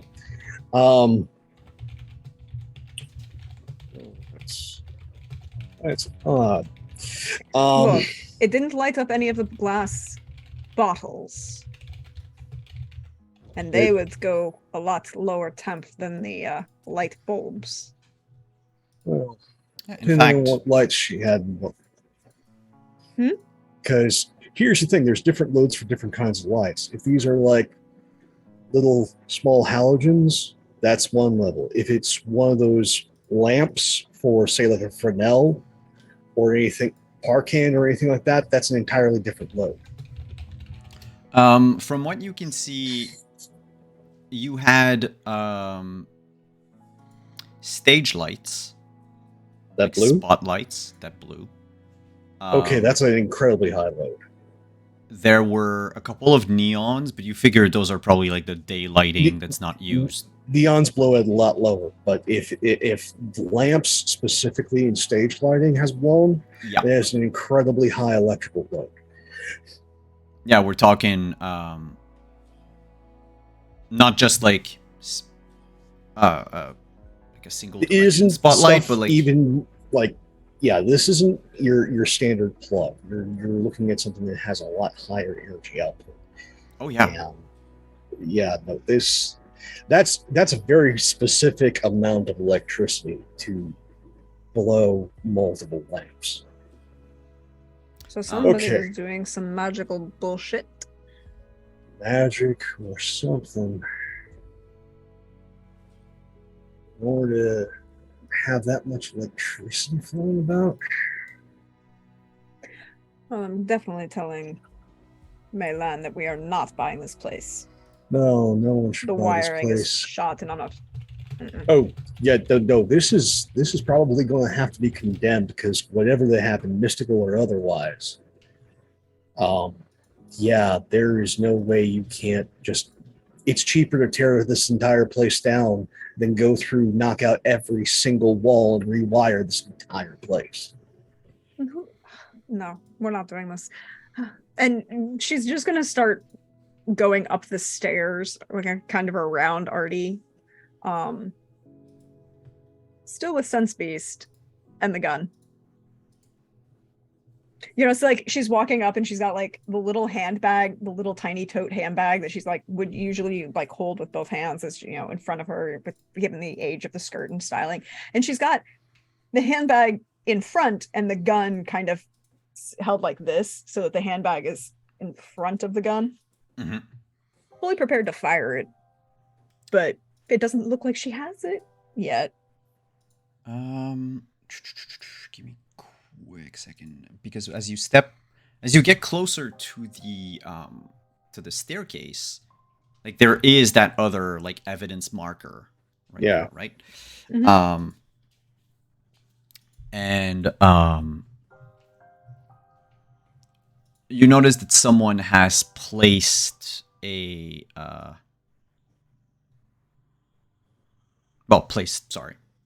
circled like in chalk, but not Yeah. white chalk, like dark, almost, well, like charcoal black chalk. It almost matches the tone of the stairs, so that at first sight someone No one might notices. Yeah. not notice it. Yeah.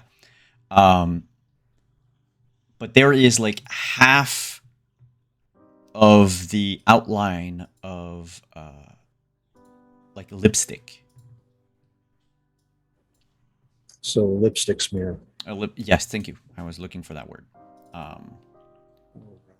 half of a smear, if you will. That's all that's left from what you can see when you're on the staircase. This is going to sound really funny.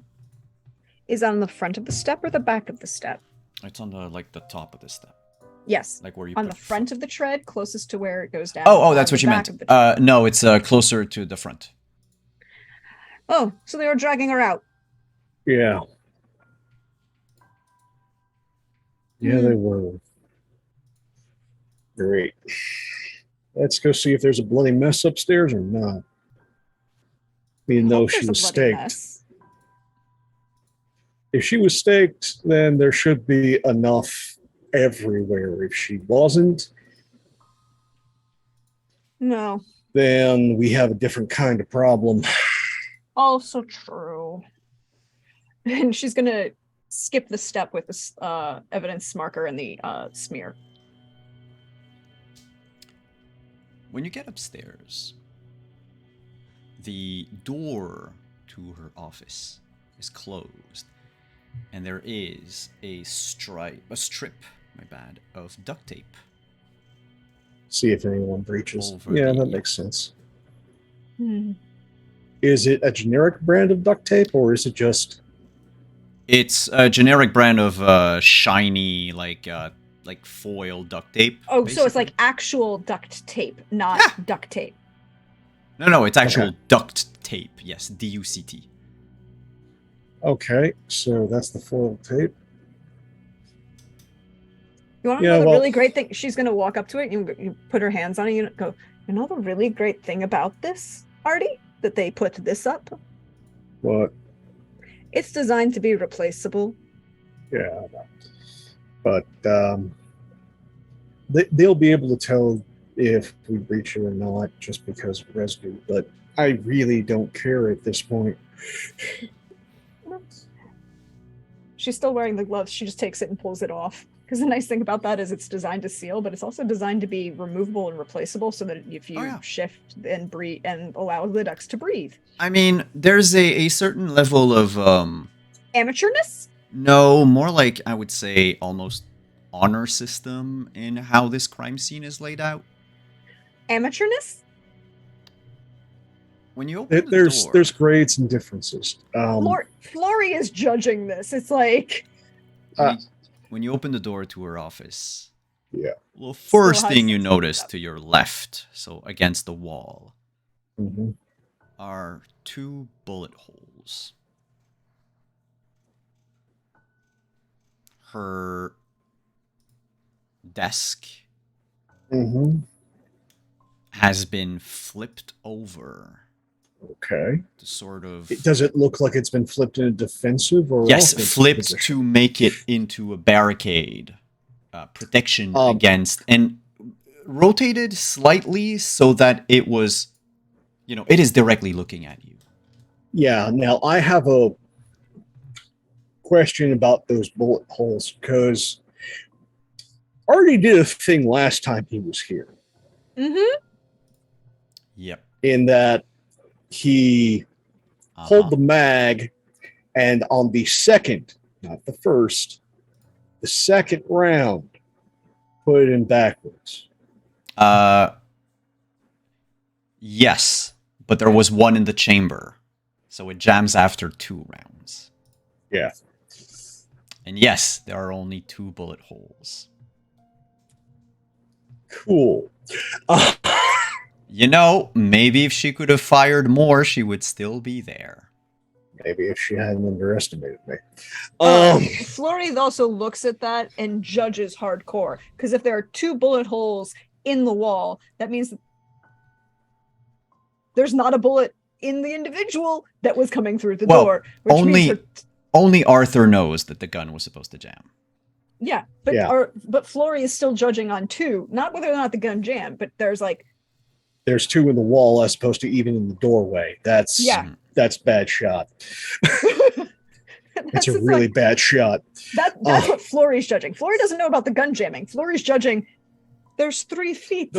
How do you miss this? Oh, the bullet holes. By the way, just to explain, when you open the door, the bullet holes do not come from as if she was standing at her desk shooting at someone entering. You have to step inside the office a bit more for then to have the bullets in it. Is the bullets in the door? No, Or they're in the not in the wall? door. They're Basically, in the wall. without a roll, yeah, they're in the wall. But you would have, if you stretch out your arm as you Mhm. enter the office, you stretch out your left arm to try to touch the left wall. You'd have to take a few steps, and then you could actually put one of your fingers inside one of the bullet holes. So the Okay. person, whoever, unless, she wildly missed, but Which is a theoretically, possibility. yeah, theoretically, the person managed to put in like a few, like stepped inside the office before the shots He were opened fired. fire. Anything else, you would have to make a roll. Which, again, Diane was not pro at this. Not Because if she didn't one, not if she didn't police her gun in the 3 weeks since you messed around with it. well, there's that. There wasn't maintenance performed, and two, I'm sorry. If you are in any sort of criminal activity, it's a shotgun that you have in your office, and as soon as there's someone at the door, you shoot through the door. Unless you've reinforced the door, in which case you shoot through the wall. Yeah. Lori takes her phone out and takes a picture of the bullet holes. Yeah. And it's a 9mm, which is not going to take down a vampire. It is just at the very lightest, like the nastiest of mosquito bites. The holes are, I mean, you remember it's a .45 that she had. So she had a 45 ACP, which is anti-cow technology, but it is not anti-vampire technology. It's gonna pack more than just a sting. Yeah. It's like if I punched you. Yeah. Not if Dixon punched you, but if I punched you. Yeah.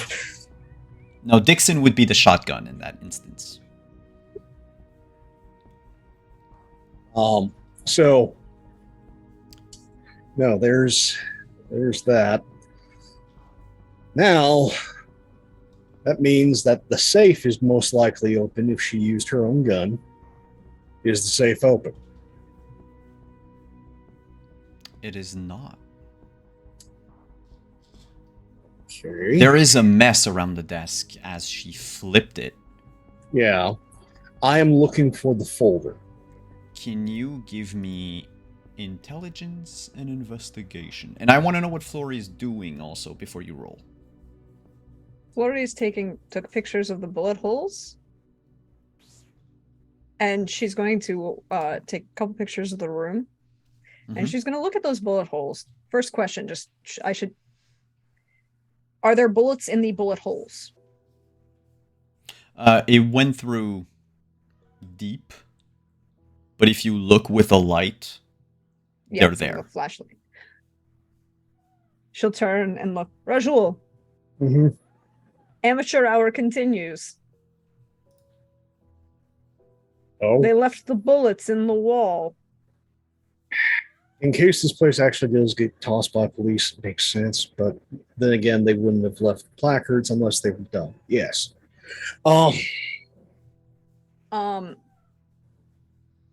Then she's going to look at the wall and try to determine if these bullets went. Because you said that there are 45, right? 45 ACP. Yeah. It's not a Colt 911, but it'll do the job. It is a 1911 that she had. Oh. She's gonna look at them and kind of gauge the depth. Did they go through a body, or did they just go through the wall?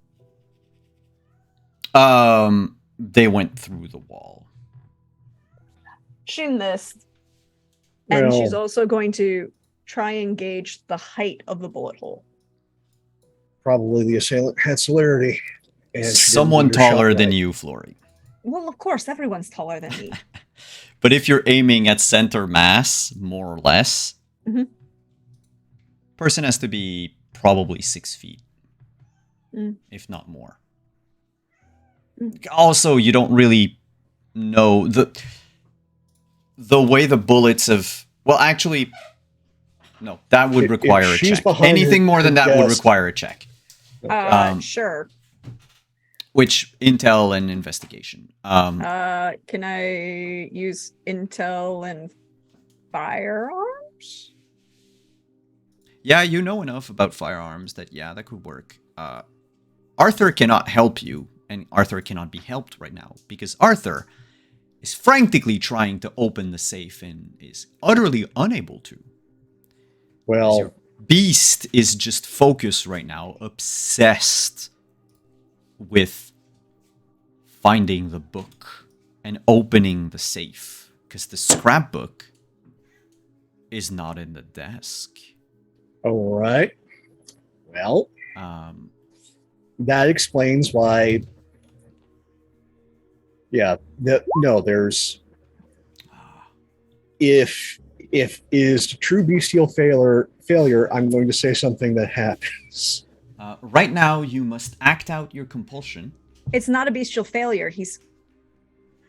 Yes, he It's failed just the a fail- check, Oh, he failed the check. and yeah. he rolled a 1 on the hunger Blood dice. die. It is Yeah. an actual bestial failure. So it's obsession, and that means I would like to activate vicissitude, please. Ooh. You would like to activate what? Vicissitude, please. Okay. Oh, good lord. Make. Are you activating anything that requires a rouse check? Yes. Then This requires a rouse check. give me that roll. Lori is, by the way, she's turned her back and is taking these pictures and doing these measurements and like kind of doing these gauges without touching anything. And then she's sending a bunch of text messages, like quickly text messaging Lucky and being like, here, we're doing some crime scene investigation. So she actually has her back behind her. But I have a question, Yes. wonderful GM. I Yes. still have Sense Beast up. Oh, yeah, you will sense it. Cool. I just want to know what's going to happen through both Arthur's mind and body, apparently, to give you a proper, what kind of ping does your discipline give you? There. And that's why she's just like texting as this is happening before things happen. So that is both my protein rating plus my resolve. So yeah, that's 60-10. Okay.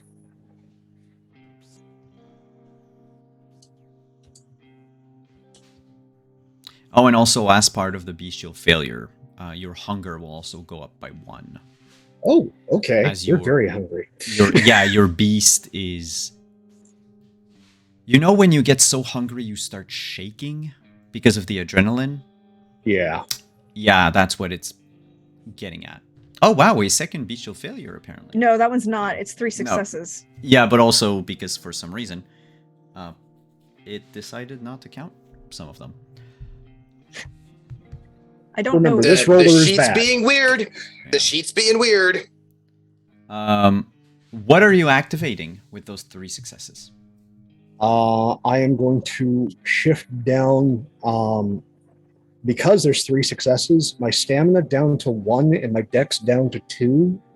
And I'm putting 3 dots in strength, and I'm going to attempt to rip this damn thing open. Oh. Please be violent for me. So, Prax? So, strength athletics. Prax? Your beast inside suddenly wakes up and says, "Oh, you're in danger." And if you turn around, Arthur is now a hulking version of Arthur. And make the roll, and I'll describe what happens at that point. And if you want to interrupt, What's the feel free. difficulty for ripping open the safe? Oh, it's a difficulty 5. Like, it's like a hotel safe. It's not a giant safe, but it's still something you shouldn't be able to achieve. I'm going to spend the willpower and re-roll the 3. Yes.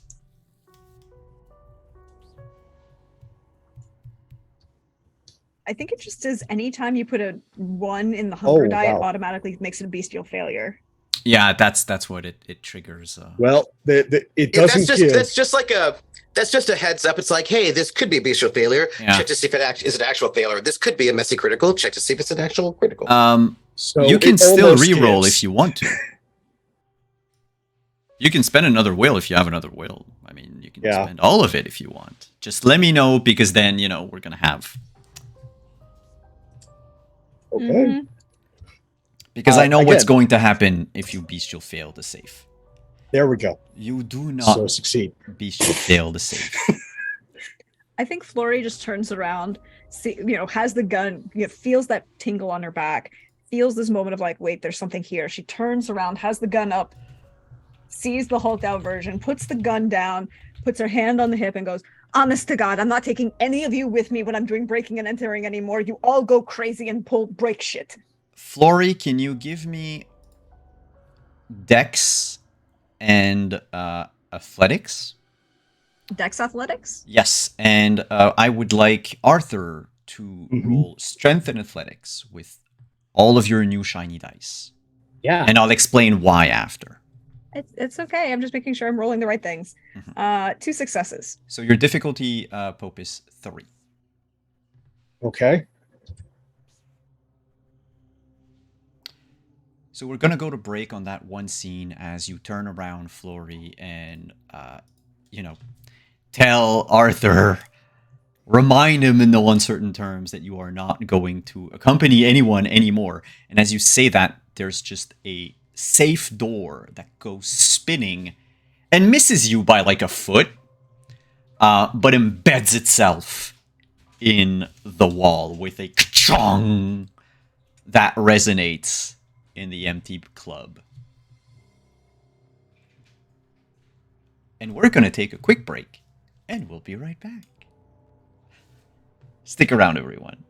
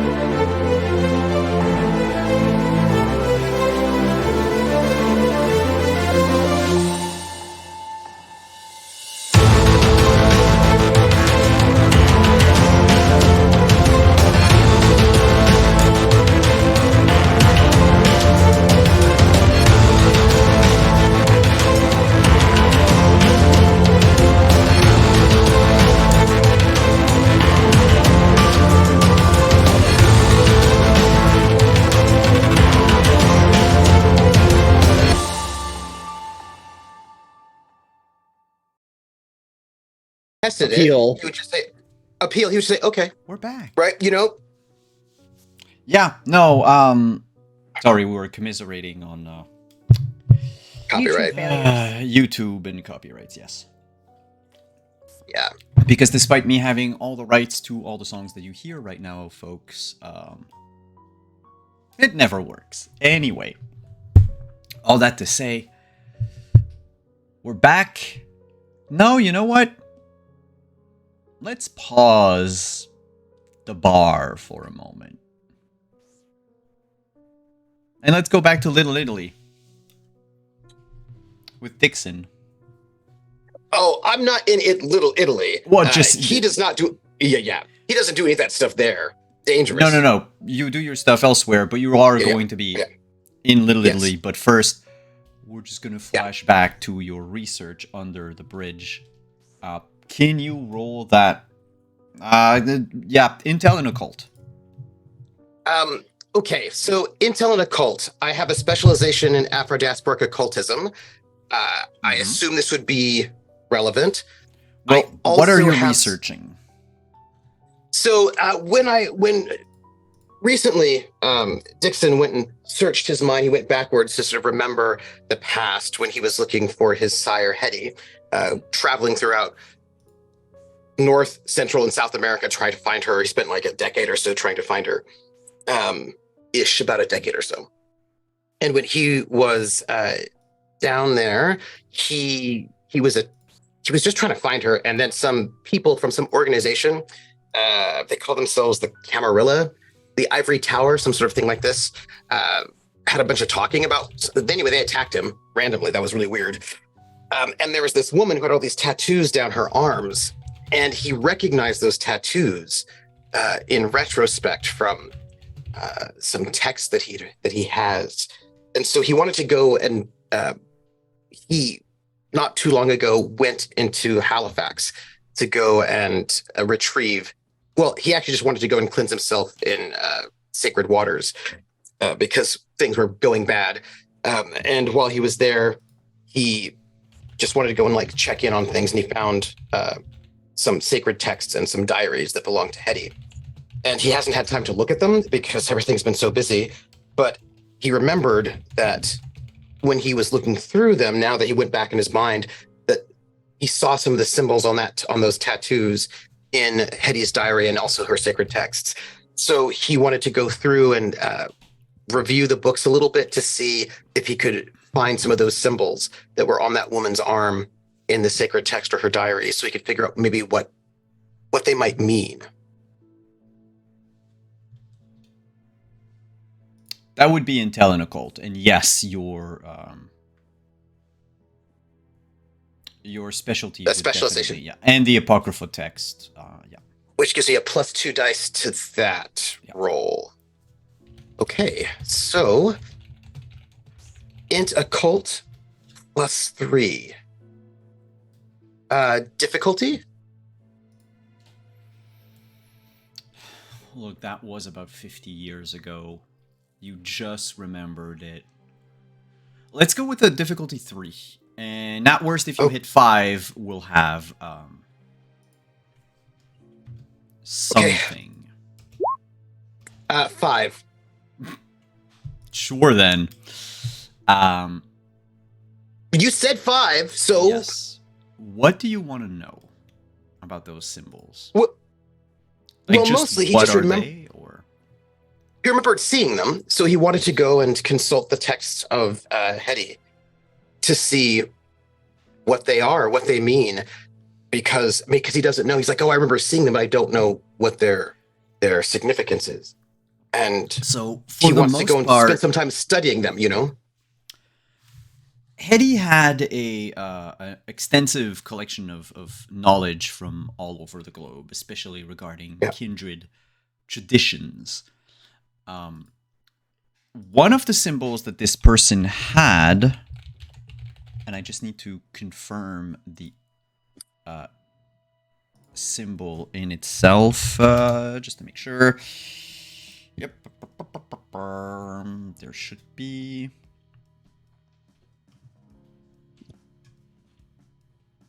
Oh, come on. I didn't do it. Okay, one of them was a circle made of skulls, little skulls with fangs, and it was it was divided almost like the peace sign, Mm-hmm. all made of skulls. And you, in her notes, you find this as being the symbol that was embossed on the Book of Nod. It it details a sort of one version of the history of all kindred. Um,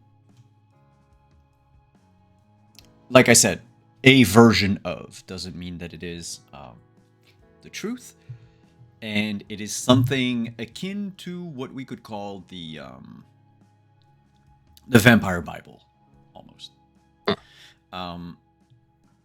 The person also had Question, yes. because this is how Lucky thinks.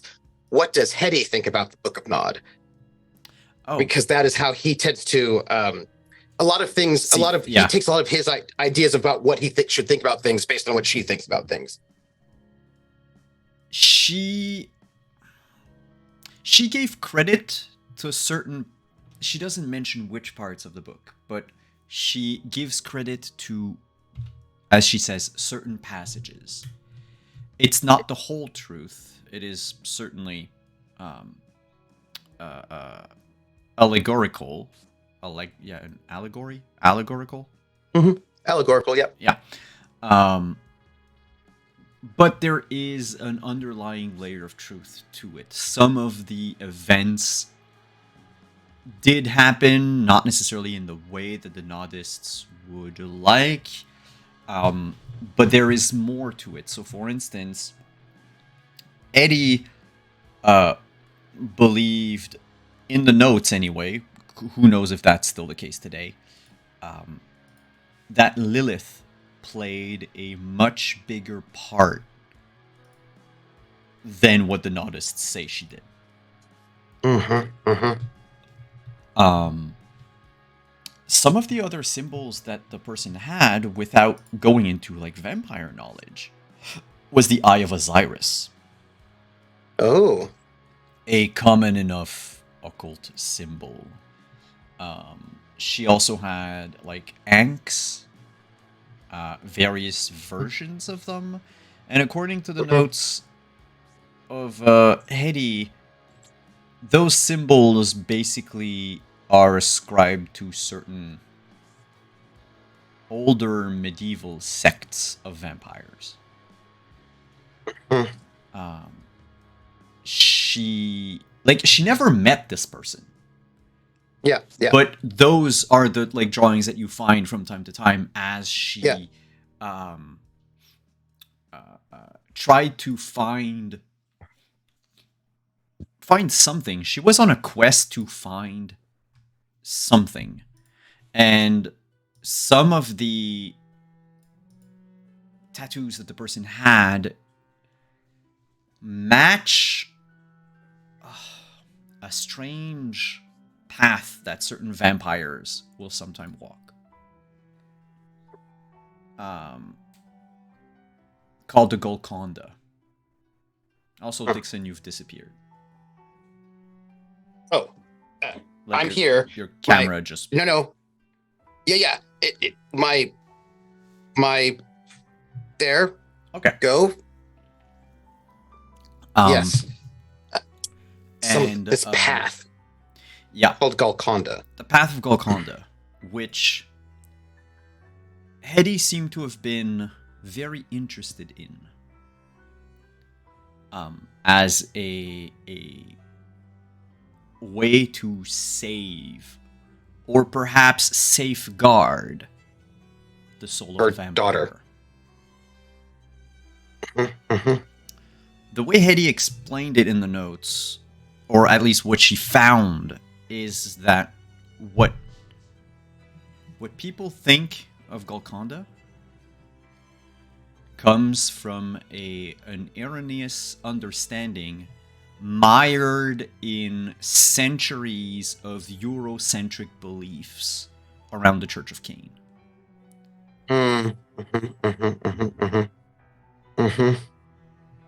That sounds like it. And throughout her notes, you find from time to time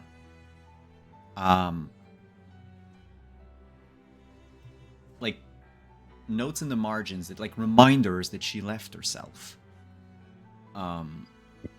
following a vampire that she called the Inconnu, like the unknown, and that apparently this person was well versed in Nodism, might have the answer to her questions, and that person might be in Montreal.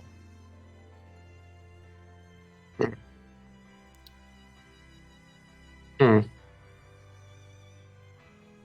with your 5 successes, I will allow you to make an additional roll. Okay. By the way, what he's thinking is he was just trying to figure out, like, maybe this book might tell me what kind of vampire that was down there, right, in El Salvador. But then he's like, okay, as he's reading, he's like, if I can figure out what she was looking for, I might be able to find her. Well, this vampire down there was probably someone kind of like Hedy on a quest for something. That said, can you make a manipulation plus insight roll for me? Difficulty 4. Okay.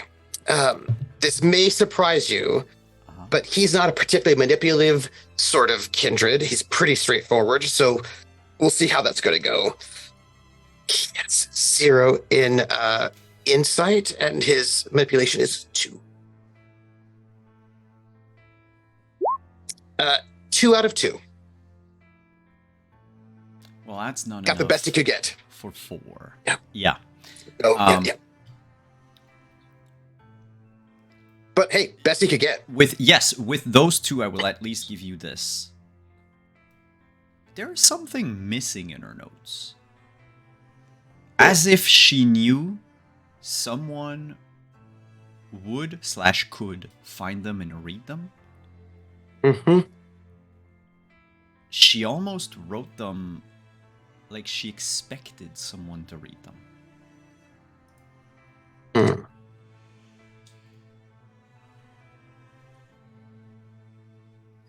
Here's a question. And I don't know if you can answer this question for me. I know that she's been chased and hunted, and that if people know that my connection to her at all, they will kill me or torture me to try to find out where she is. I know how dangerous her life is and how she has to, how secretive she must be. But I also know that she has told me secrets that are not meant for outside ears, for those people who do not understand our faith. Do I get the sense that the things missing are missing in case an outsider sees the book, or in case an insider sees the book? If you see what I mean. With your 2 successes, you do not have the answer to that question. Okay. Hedy is a more complex vampire than you probably thought she was. Well, I mean, I've always thought she's the most amazing thing ever. So she has depth that no one could really understand, because she's everything. So any depth that she might, I could never even fathom her depth or her mysteries, because she is the source of all knowledge and of my life. Literally.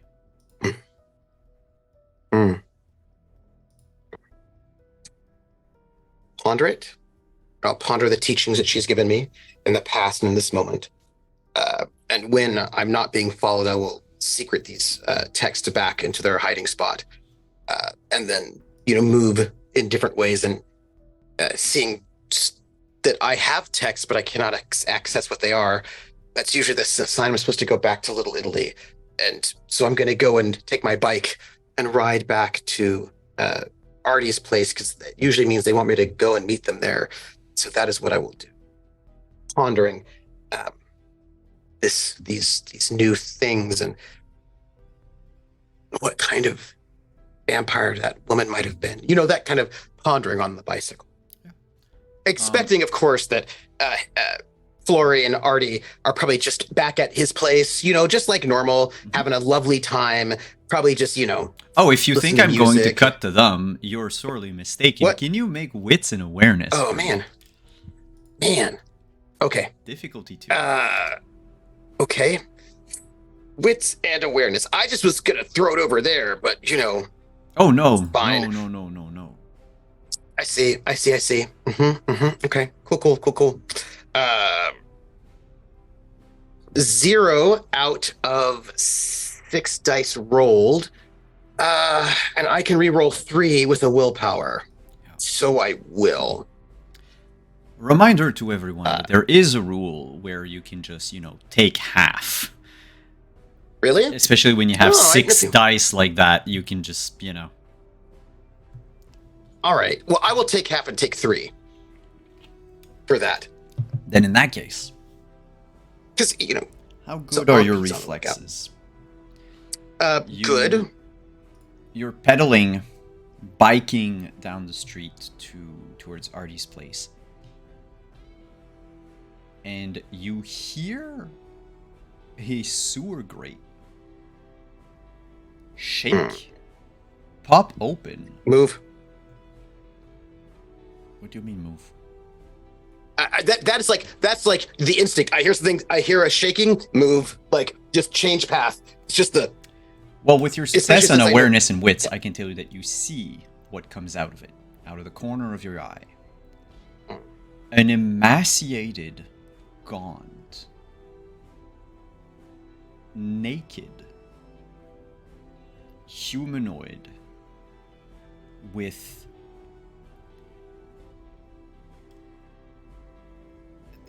gunk, mucked hair. That's basically almost like just a single layer, like a pancake of sewer juice. They have a distended jaw with fangs that are about the size of a finger. Tiny, tiny, beady red eyes, almost invisible inside massive orbits. Their cheekbones are basically almost poking out of the skin, threatening to tear through it. So taut and dry, the skin almost mummified. It is a man, or at least was probably. Their nails are about, I'd say, 6 to 8 inches long, and they charge at you, screeching like a banshee. Unintelligible. They charge at you, and you've got enough successes that I will give you that. Not out of malice or intent, but because you were the closest thing to them when they jumped out. Oh, by the way, jumped out of the sewers like a Teenage Mutant Ninja Turtle. Just jumped a few feet in the air before landing, as if the grate itself weighed nothing. What do you... So not in a friendly way. Not in a friendly way. I'm just checking. It's not like, Oh, I'm yeah, so glad to no. see you. No, okay. No, and it's like a very loud, like I can't even do it anymore. The kind of scream that breaks glass, but Yeah. that plays backwards. Can I just ask a real quick question? No, not that I care, but it's a little bit later than it is earlier. I know I'm no longer hanging out around like 8 o'clock anymore. What is around, this area at the moment? Couple of pedestrians are fleeing, screaming. No one's whipped their phones out. But there are some who are still like walking backwards, trying to see what the hell is going on. A lot of people were spooked by the noise, probably thinking that sewer exploded or some shit. But yep. Okay. I know that we're cutting over to them now, so I just get to say one thing before we cut over to them. Just like that. Yes, that is why the combat music is playing. Yes, that's exactly right, because it's a fake out. We're technically in Little Italy, yeah? Middle of the street. You're about like 2 blocks away from Artie's place. Yeah, so we're in Artie's domain, which I am sworn to protect at least in some way. So... Oh, yeah. What I'm going to do, I'm going to make it a really smart choice, the smart choice that a smart person would do, which would like a smart person I think would like pop celerity and just like pedal like a maniac away, That's what a smart person would do. I am going to also, get myself going physically, which is great. But I'm going to have to, when you do like a flying tackle, I'm going to need to flying tackle this person back into the sewers. I need to go with them into the sewers so that we are not on the street. We do not need people seeing this. Oh, yeah. I don't know. I do not know what will happen to me in those sewers. It may be very, very bad, but I'm supposed to keep Artie's domain safe. And so I need to try to do that. They are going to move at a... Well, actually, Crit I will Twitch, pop celerity, by the way. Crit Twitch said exactly what this person is using. They're going to move with supernatural speed. And cover the movement, cover the distance in the literal blink of an eye. Yeah. And I will also have my rapid reflexes on, but not to run away, but to try to get us both out of sight.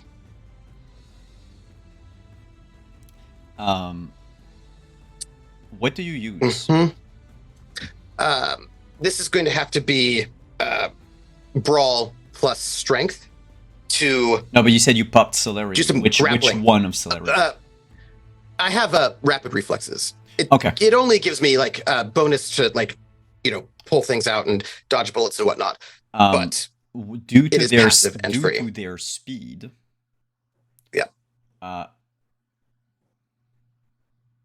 I'll roll their defense and I'll tell you what you would need to roll to tackle them. Yeah. I will also rouse the blood for my strength.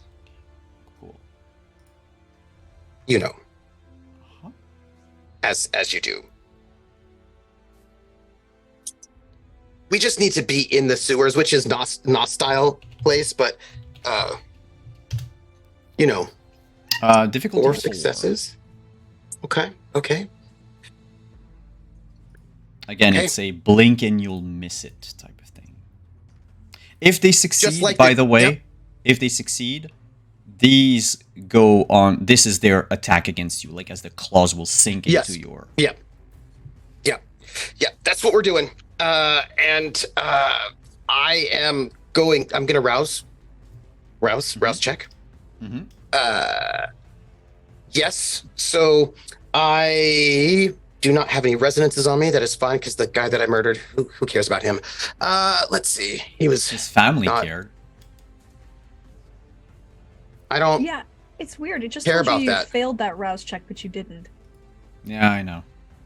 I would just make Oh, sure you pay well- attention to it because it would automatically Yeah. put a blood die on. 100 Yeah, die because on it's for you. it's not you. You Yes. haven't failed it.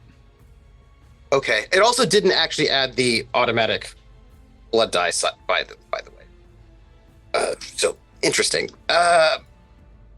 Difficulty 4.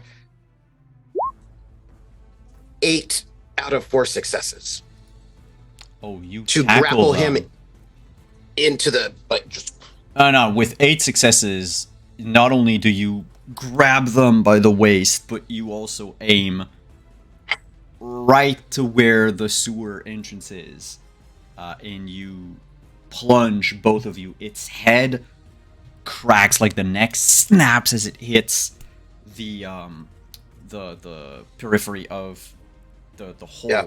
basically, and there's like a spray of blood that just like splashes across your face. You fall down into the dark. And now we'll cut over to Flory and By the way, I will damage the foe based on my margin of success. 4 superficial damage. All right. Yeah.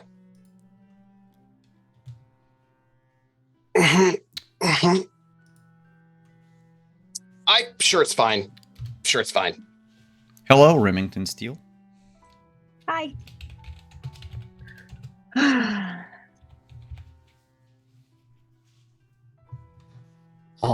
And as the door flies off,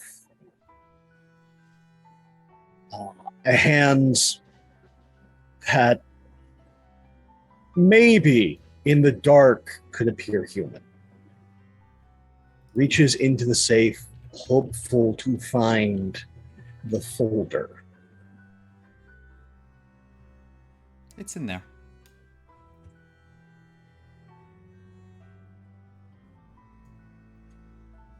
Grabs it, and then looks through what else is in the safe.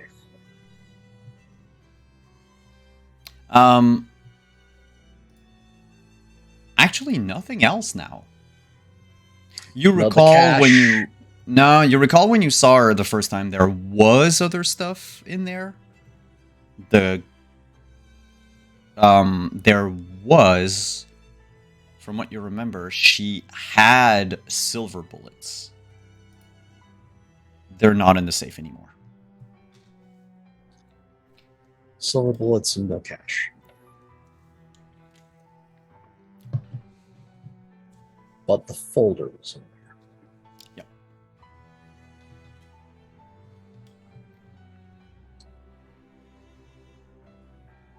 Good to know you're already dead.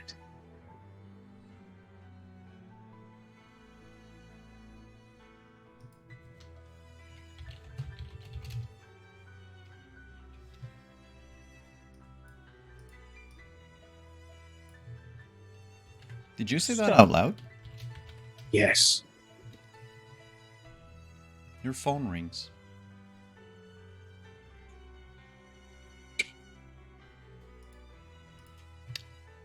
Hello.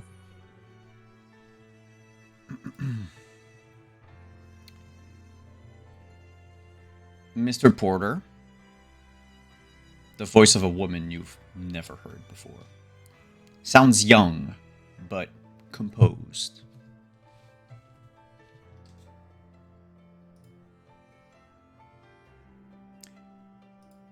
My name is Kirsten Bellamy.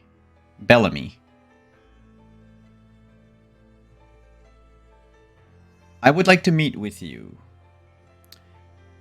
It is about your current problem and the reason why you asked us to come and help. Quick question.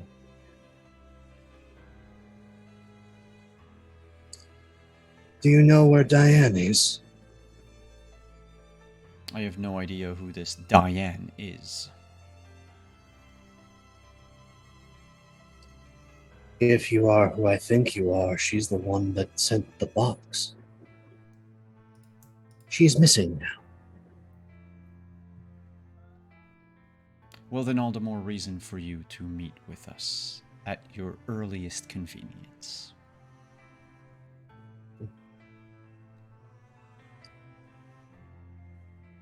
Location.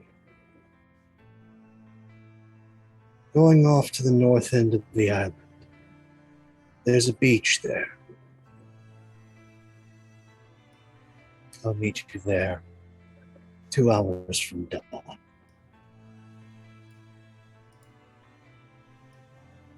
We will be there.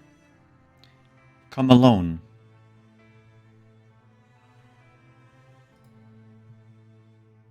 Sure.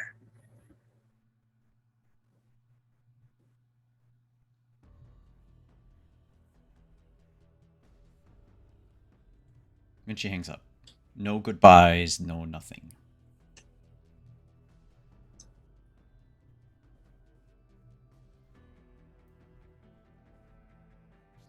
And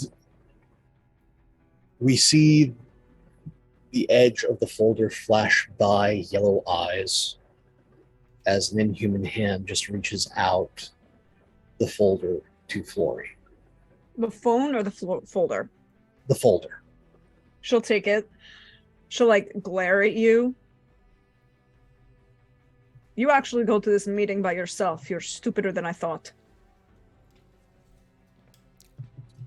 Oh, I'm not going alone. Creepy, torpor, possibly ridden elders in the dirt don't count. Oh, I know. I also know that the north side belongs to the Anarchs.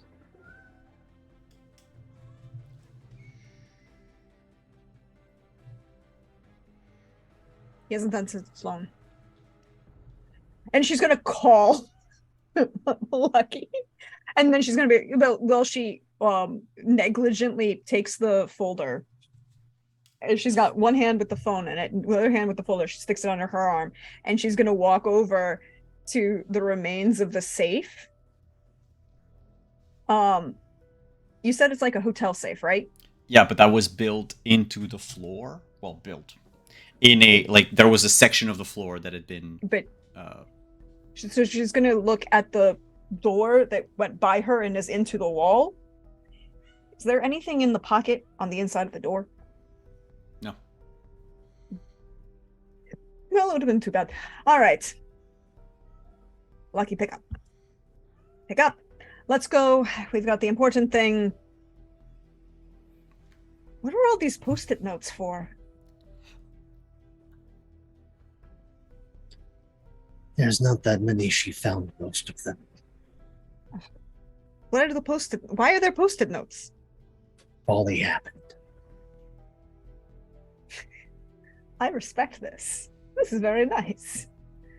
And she will start walking down the stairs with the phone still in her hand and holding the folder, keeping it under her arm because she has the gun still out in her other hand.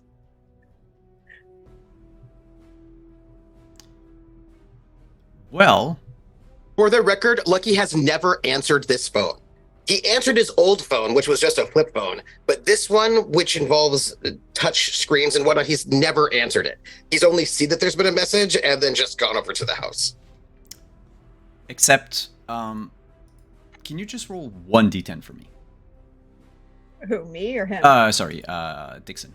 Dixon, can you roll 1d10? I can indeed.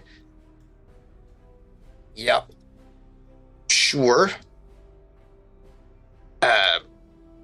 I rolled a 9. A 9, alright. Your phone stayed in your pocket.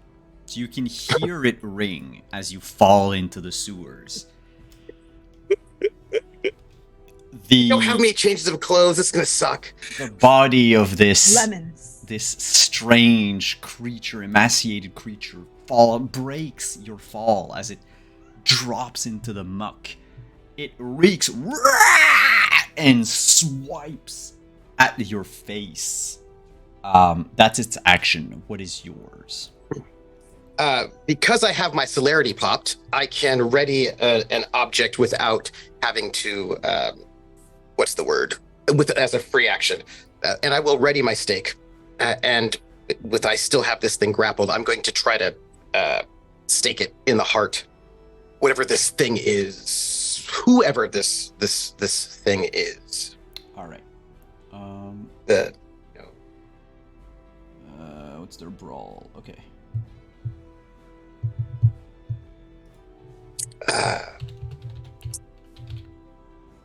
All right. Their attack.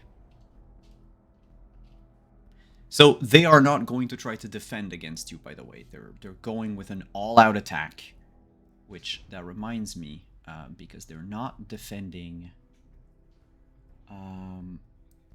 Close combat. Not defending. I don't care. very worried about something. Hmm? I have to make choices. I have to make choices. Because you need to inflict 5 damage or more to break the to stab inside the in the heart. Yep. Where is that? I have a one-time +4 to a roll using this particular stake that I got from a memoriam that I was saving for the Archon who's trying to kill me, or capture me. I know. I know. This wasn't who I was supposed to use it on. I know. Sometimes you just have to go with what you got in a rainy day. You sound weird. I hope, did you know that you sound a little off? Do you need I was told Snickers bars help with this sort of a thing, that you're not you when you're hungry or something. By the way, Flori does not comment about the change in appearance, change in voice, or change in anything. She's just letting that go. Yeah, so basically it's a difficulty 1 for your check. Okay. So I'm going to it is going to use willpower to reroll 3 of those dice. Okay. The first 3, so the one that rolled 3, 2, 4, are the ones I reroll. Oh, by the way, it doesn't have any. Actually, it's got. Oh god, I forgot to add the hunger dice. Okay, give me a second. Sure. Okay, these are the hunger dice. Okay. So since I had forgotten, it's not going to use its very limited willpower. And Right. leave it at 10 successes. Right. And this is no longer opposed, right? Because it's not defending against me. So these are just 2 separate. Yeah. So basically, your attack. So you get to choose. If you want to also go all out and stake it, it means you take that damage. It'll take whatever happens with you, or you decide to use your successes to lessen his damage, thus not staking them immediately unless you roll that 5 damage. Yeah. So I will activate prowess, which is one of my disciplines. That is a success, even though it says that it wasn't, but it is. Yeah. Yep. And I am going to use the 4 dice that I got for my memoriam to use this very special handmade stake that I'm trying to stake it at. So, yeah, I'm going to be able to add half my potence rating, rounded up. So this is going to be... wait, why is it half a potence rating? That's what prowess says. No, prowess is... Add the potence rating of the user to their unarmed damage value as well as to feats of strength. So it's your full potence to it. And add half their potence rating round up to their melee damage. That's not So what you're prowess adding has here. Yeah, so you're adding your full potence to the roll and then half of it to the damage. No. Prowess Yeah, here is when activated, add the potence rating of the user to their unarmed damage value. And I have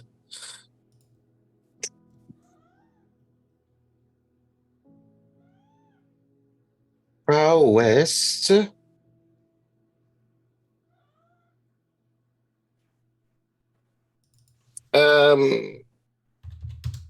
And it says, add half of their potence rating, round up to their melee damage. Where do you see that?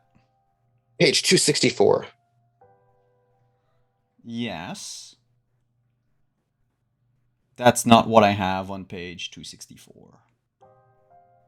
By the way. Oh. Literally, I Yeah. read you the entirety of what I have. Yeah, so mine says cost 1 rouse check, system when activated, add the potence rating of the user to their unarmed damage value, as well as a piece of strength, and add half their potence rating, round up to their melee damage. Let me Duration check when seen. yeah, let me check if it's an errata thing.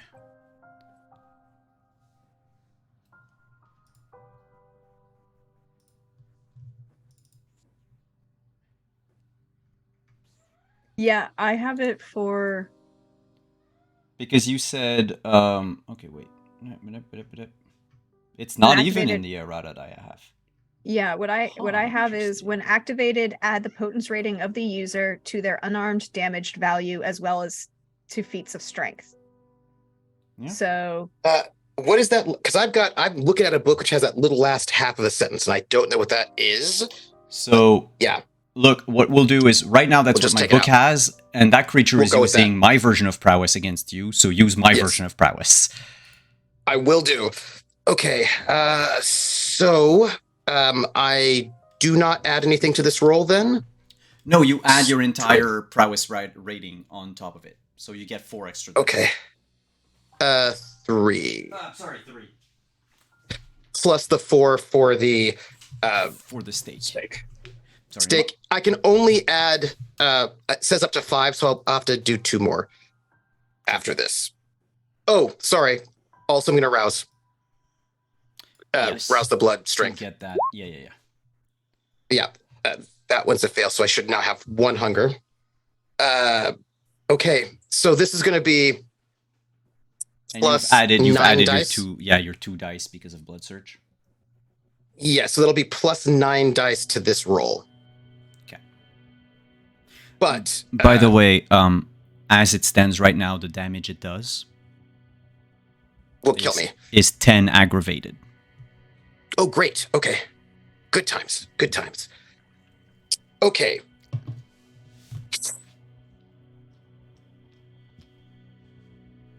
I'm going to have to roll 4 more after this. Mm-hmm.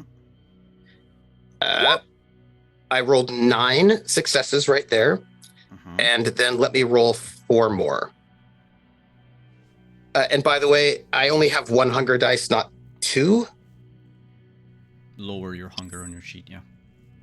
Yeah. I'll ignore the second die, the one that failed. You just make it one of the other ones, you know. So that is going to be another 1. 1, 2, 3, 4, 5, 6, successes. 7, 8, 9, 10 successes. So, do you want it to deal 5 aggravated to you, but you successfully stake them? Or Yeah. they do nothing, but you do not stake them? No, 5. I'll take 5 aggravated, and then I will successfully stake them. It tears off half of your face. Yeah. Pardon my arm. It's like the whole, basically your jawbone here shows. There's just like little bits of flesh still clinging to it, but you plunge the stake into its heart. There's a crunch that you know a heart is not supposed to make. It's not a crunch from you breaking ribs. The ribs have broken. It's when you hit that like desiccated husk of a heart it probably had.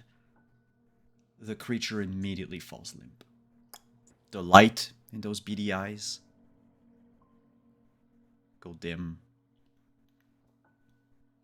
I have a question for Dixon. Yes.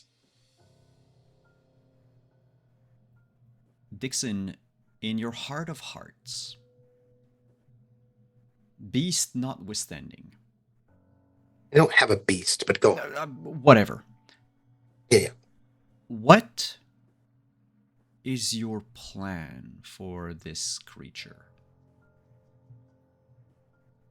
And I'm not saying like beyond the just mere next couple of minutes like of survival and all of that. You stake them, but why? Well, we have to find out what's happening. And also, my sister was sort of like this. So I didn't kill my sister. I'm not going to just automatically kill this person. Figuring I would take it to Artie's. Artie tends to know things. You can regain all of your willpower. I have no temporary willpower at the moment. I mean, I have no temporary willpower. I only have aggravated willpower. Yeah, willpower you damage. regain all of your willpower. Oh, I said what I said. okay. I just want to make sure because No, you answered my Right. question.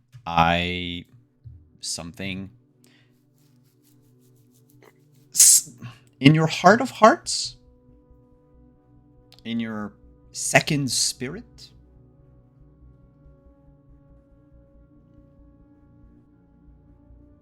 I don't know. Take it how you will.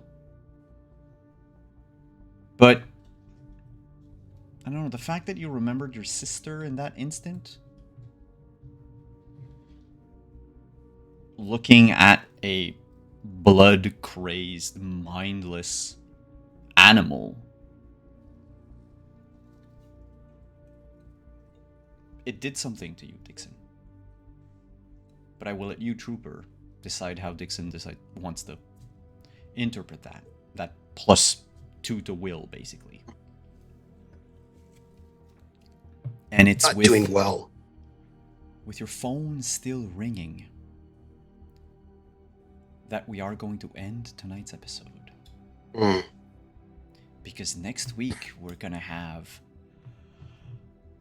Arthur and perhaps Flory going to a meeting, and we'll have the fallout of the Dixon. It seems like having the fallout of Dixon is something that happens all the time.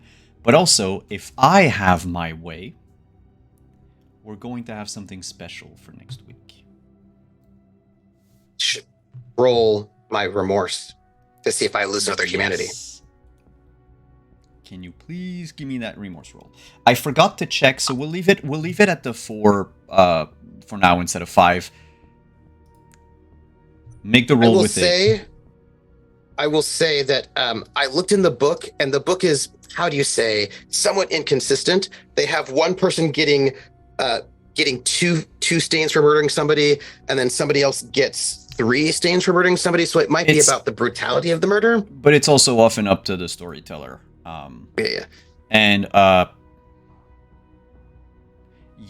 regardless, the fact that you, I'm not going to say anything. I'm going to keep that in my notes. Okay. Either way works, because I have such low humanity that I could take the extra stain and it would be fine. I wouldn't have degeneration yet. Yeah. But give me that remorse. It says that you did succeed. Okay. Because you rolled 2 successes. I did. So, well, your stains, I believe they. Oh wow! What happens when you succeed? They all clear. They all clear, but you do not lose any humanity. Humanity. Yeah. Okay. One way or another, all of your stains clear. It's just whether or not you also lose humanity or not. Yep. Yes, you have suffered enough guilt, shame, whatever. Good. Well, for once, the spiral seems to have slowed down a little. It might just be me and how I choose to interpret things. and it's up to you. But I think Mm. there's something to be said if the remorse roll happens within the narrative at the same moment as we end the session, which is with you Mhm. looking at this staked thing that could have been you or could still be you, that you feel a little remorseful. I would say that I don't think he understands that that could be him. No, I know. Like That I is said, a it's connection, yeah. it's my interpretation Yeah. of it because I Yeah. know, and I think wink wink chat also knows what this creature is, and y'all as well. Yep. I think it's more like this is his sister. If there's a there but for the grace of God go I, it has something to do with the fact that his sister thought herself a god, that she thought that she had become a god rather than just was coexisting with one. Mhm. And then she began to terrorize the humans that we are sworn to protect.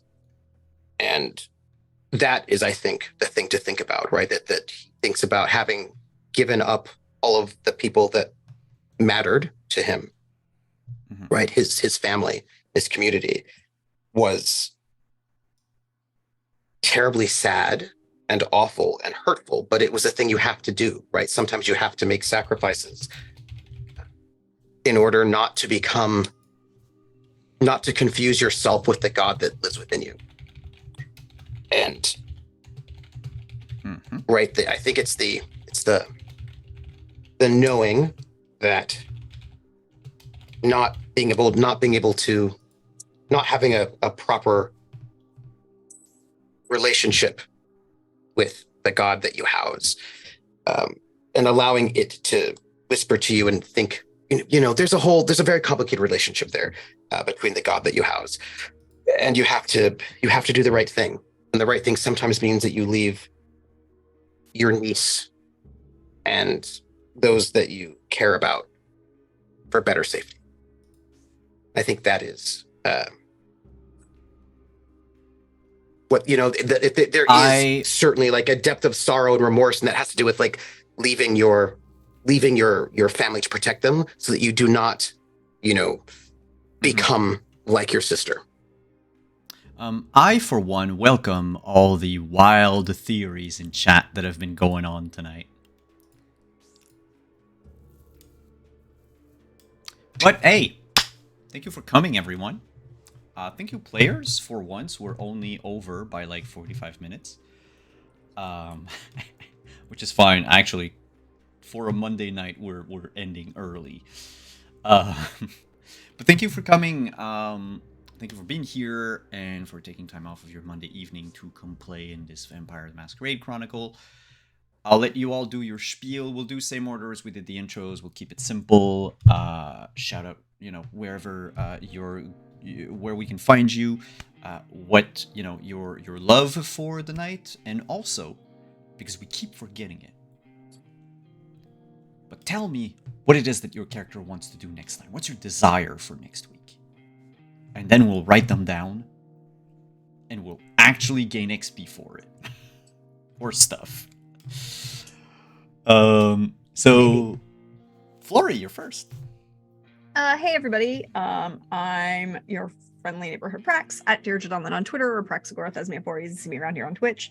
I will do the spiel first, and then the love. So first up, you will probably find me sometime this week, also streaming during the day on my channel as I get ready for the final GM prep stuff for the series premiere of Carousel Court on Sunday, 8 p.m. Eastern, over on my channel, Praxagorth as Euphoria. I have some very, very, very great players who are going to be in that game. There will be some really great, if you've been watching any of those on my stream, there's been a lot of building and world building, and all of these things have been happening. I also have a lot of really great friends who have been so kind as to donate their time to help me do something very special for my players and for you all. We'll get to find that out on Sunday. And then but you will find me probably sometime during the week. If not, maybe Saturday. And back here on Monday, because again, it is yet again hashtag not the Ravnos' fault. I would like this pointed out. Nothing that is going on is the Ravnos' fault. Well, the carnage at the bar is definitely not your fault. Carnage at the bar, not her fault. Broken freaking safe, not her fault. Everything that Dixon is going through in the sewers, not her fault. No, I was not the one who cut my hand and fed an undead that's lying in torpor and being creepy shit. That was a Amici that's over there. Oh, I'll give you that. Believe me. That's not the fallout from Arthur. The fallout from Arthur is going to be way worse. There's that.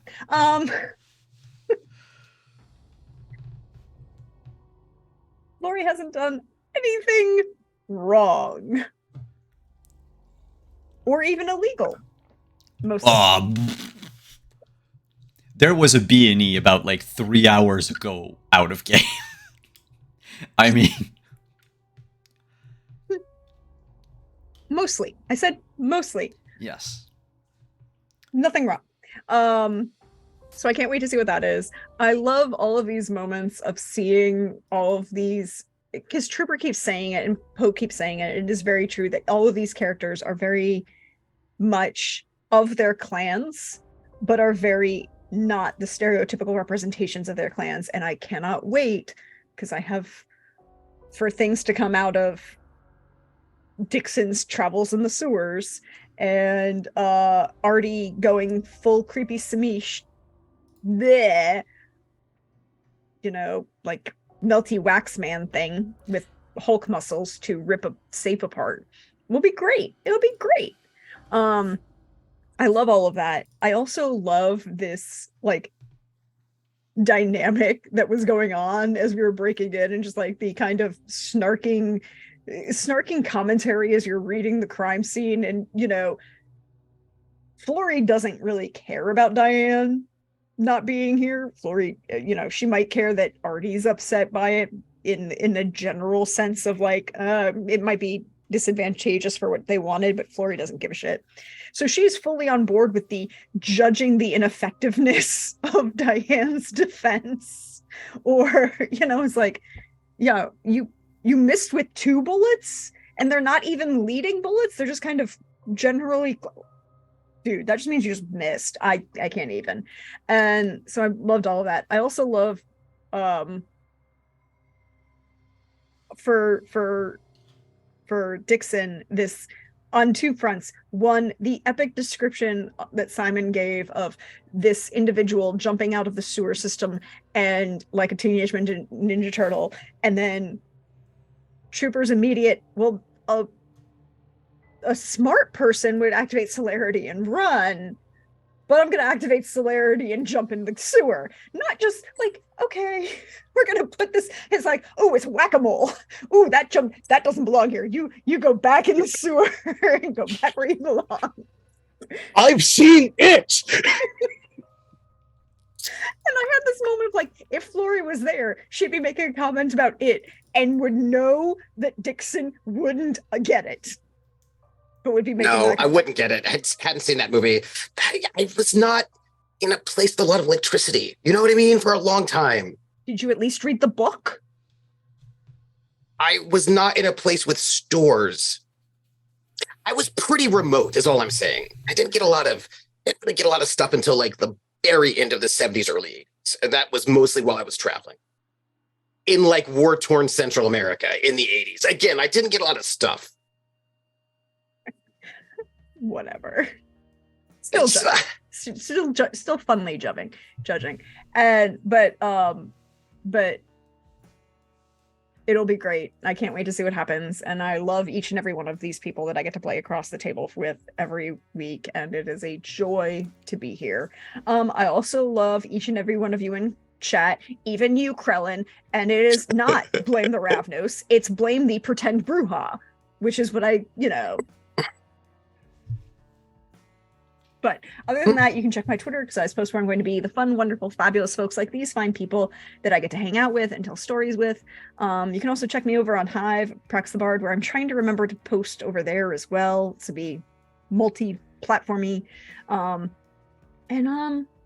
If you feel like it and really kind of want to enjoy some alternate history, Southern Gothic, urban fantasy, come join us on Sunday, 8 p.m. Eastern for the series premiere of Carousel Court. That's it. That's me. Pope. Oh, Arthur. No problem. Hey everybody, Pope here, Pope World Bill on Twitter, Pope World Bill on Twitch. I lurk in all your streams. First business, then pleasure.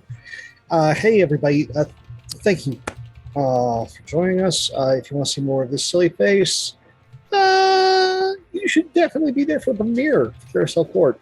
The location is particularly interesting, as well as the neighbors. So definitely tune in, as these houses are very particular, as well as their yards. So you want to tune in. With that being said, oh good heavens, just poor Flory. I feel bad now. I feel like not Arthur, but Pope feels bad at this point. That it's just there's nobody competent. Not zero. The city, write it off. Look, on that line, we need to say that Simon offered the possibility of getting the person who created Zalmati back to see if I can go for the hat trick of Flory doing a B&E and bestial failures. And bestial failures on them. So yeah, no, I personally feel bad at this point. And then Dixon. We are just scratching the surface, and like I fully expected the entire, oh, this is in Little Italy, flack. That wasn't unexpected. What was unexpected is the staking and what that can lead to. So I am on the edge of my seat for what happens next. As for the individual currently in the not quite Artie suit, we will see more about him next week. And if Artie will be making an appearance or not, we'll see. Because there's a lot of things here, like Hunger's at 4. That's kind of high. And It's kind of high. there's a particular thing when it comes to Zim, and that is obsession. Mm-hmm. And yeah, because right now your compulsion is up. Yeah, he got the immediate thing he wanted, but he hasn't gotten the thing he really wants. And now that Mr. Goody Two Shoes is taking 5, we want to get some answers. And that's going to happen. If he survives getting those answers, I will be surprised. So we'll see how things go. And thank you all for being here. We're live, VOD, YouTube, stories, nothing without its audience. You're much part of this as we are. Take care of yourselves and one another. tell your loved ones how you feel about them, and I'll see you soon. Thank you so much. And Dixon. Hey, you know, I am a little concerned about Artie. Just a little, just a little concerned. I'm concerned about what it means that Artie's friend is going to go to this meeting with the Archons. That seems like a great idea. A little concerned about what kind of advice Artie's friend might give to all sorts of people, and what kind of things Artie's friend might like. Because I just don't know Artie's friend. I've never met Artie's friend. Artie's friend has a magnificently different voice, and so I have some concerns. It's not a voice that makes me think, oh, how nice and pleasant. Also, that little small comment about now that Goody Two Shoes is gone makes me very concerned. If Artie is Goody Two Shoes, then, I just have some concerns. I can't put my finger on it, because I think if I did, it would probably transform into something through vicissitude in ways I don't even want to think about. But yeah, anyway, so I'm worried about that. But Pope was amazing. Pope was brilliant, of course, in that moment. So great. There is to Prax, I want to give love for a particular kind of, how do I put this? It's really hard to describe it in words, but in my mind, I can see it. It is the way that Flory moves through space, right? Like Flory moves through space. And I mean that from the very beginning, when she's just like the word breezy, right? When she's talking to Alex, right? And then when she's like the way that she moves through all the spaces in this kind of, it's like she's like a force of nature, but not a hurricane. But this like, this amazing force that moves through space, and the space is just changed with her passing. But she's just never bothered, right? There's this something very like chill about her, but yet so powerful.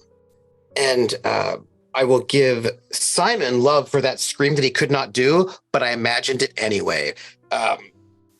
Yeah. Also, I just have some concerns. But that said, I'm Trooper SJP. I have been playing Dixon, who, sure, people. Well, let's just go with he's a Brujah, and our Brujah defender, and you can find me tomorrow at 7 p.m. on my channel, Trooper SJP here on Twitch, 7 p.m. Eastern, where I'll be the first session of our 8-episode miniseries, Motor City Hollow Crown, a Vampire the Masquerade non-canon campaign set in 1973 Detroit. There will be funk. Also, nice. Vampires. Yeah. And after that, you can find me on Friday for The Gamblers, which is my Pirates of Drynex, my Traveler campaign, also 7 p.m. Eastern over on my channel. And no, I lied to you. I'm a liar. This Friday is not The Gamblers. This Friday is a special horror one-shot using the game Something Is Wrong Here, which is an indie game made by Keir McGrawn, and it's supposed to evoke the kind of uncanny of a David Lynch film. So it's all very dreamlike and strange, and I've got a great cast for that. So come for a one shot and stay for the nobody knows who they are, who they really think they are. And then, of course, Carousel Court on Sunday, which is going to be amazing. I'm a little sad that we're in the 40s and not the 80s, because some of these people definitely need shoulder pads. I'm just saying. I mean, well, actually, shoulder pads are popular in the 40s. So I feel like we might be able to have shoulder pads more than once. That's all I'm saying. And you might. I already have all of the NPC character, well, the ones I created, NPC character face claims done. Be prepared for the Google slides. Oh, I was inspired by you. I have some Google slides for our kindred in Detroit, inspired by you. So thank you. Oh, you're welcome. Thank you, everyone, for coming. As for me, I'm Simon at Wondering the Amp. Thank you for coming here tonight. I think I've repeated that often enough. I have a few announcements to make. But first, you can find me again this Saturday for the continuation of the last arc of Scion, Birth of the New Gods, as the godlings are honing in on how exactly will they enter the underworld to either save or doom the world. And then next Monday here, of course. So announcements very quickly because I have a few. Right now there are 2 days left on the Game Found campaign, so the Kickstarter campaign for our new game called The Lab. We are like 90% funded. So if you want to get in on it, it's almost assured that this game is going to be funded anyway. It is a party game made by a professor of, oh god, I think it's microbiology. It's basically kind of an educational game that is also very zany and a little disgusting. Other than that, so I've put the link in chat. But if you are interested, so you know we're playing Montreal by Night, and now that the game is finally out and basically shipped to practically all of our backers, barring certain things in certain countries, if you want to get your hands on it, and you want to see some of these NPCs like Valois, like Caleb, that we've talked about, and some of the events that are happening in this game, this is basically a prequel to chapters. Check it out. The game is available on pre-order at your FLGS. So get your hands on it. But also, we're going to be at Gen Con. So if you want to get your hands on chapters, or if you want to get your hands on the very, very cool metal boons that we have, they're gorgeous. I don't have the box anymore with me because I brought it back to the office today.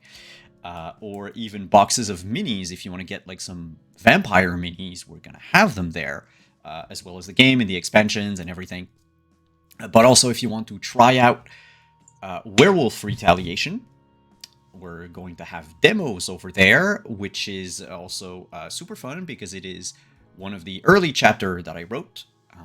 So if you want to take a look at what it is and see if it interests you, because while the campaign is over, we're going to have a pledge manager up. I'm not allowed to say when, but we're going to have a pledge manager up. Let's just say what I'm saying is topical. And then I will not be at Gen Con, by the way. I myself will not be there. We're going to have one person from our studio there, and then we're going to have helpers. But I am, alas, not going to Indianapolis this year, mainly due to their masks requirement and vaccine mandates. So that's it. I think that is all for me tonight. Thank you so much, everyone, for coming, and we'll see you next week. Bye-bye. Looking for the other scene. Looking for the... Okay, bye-bye.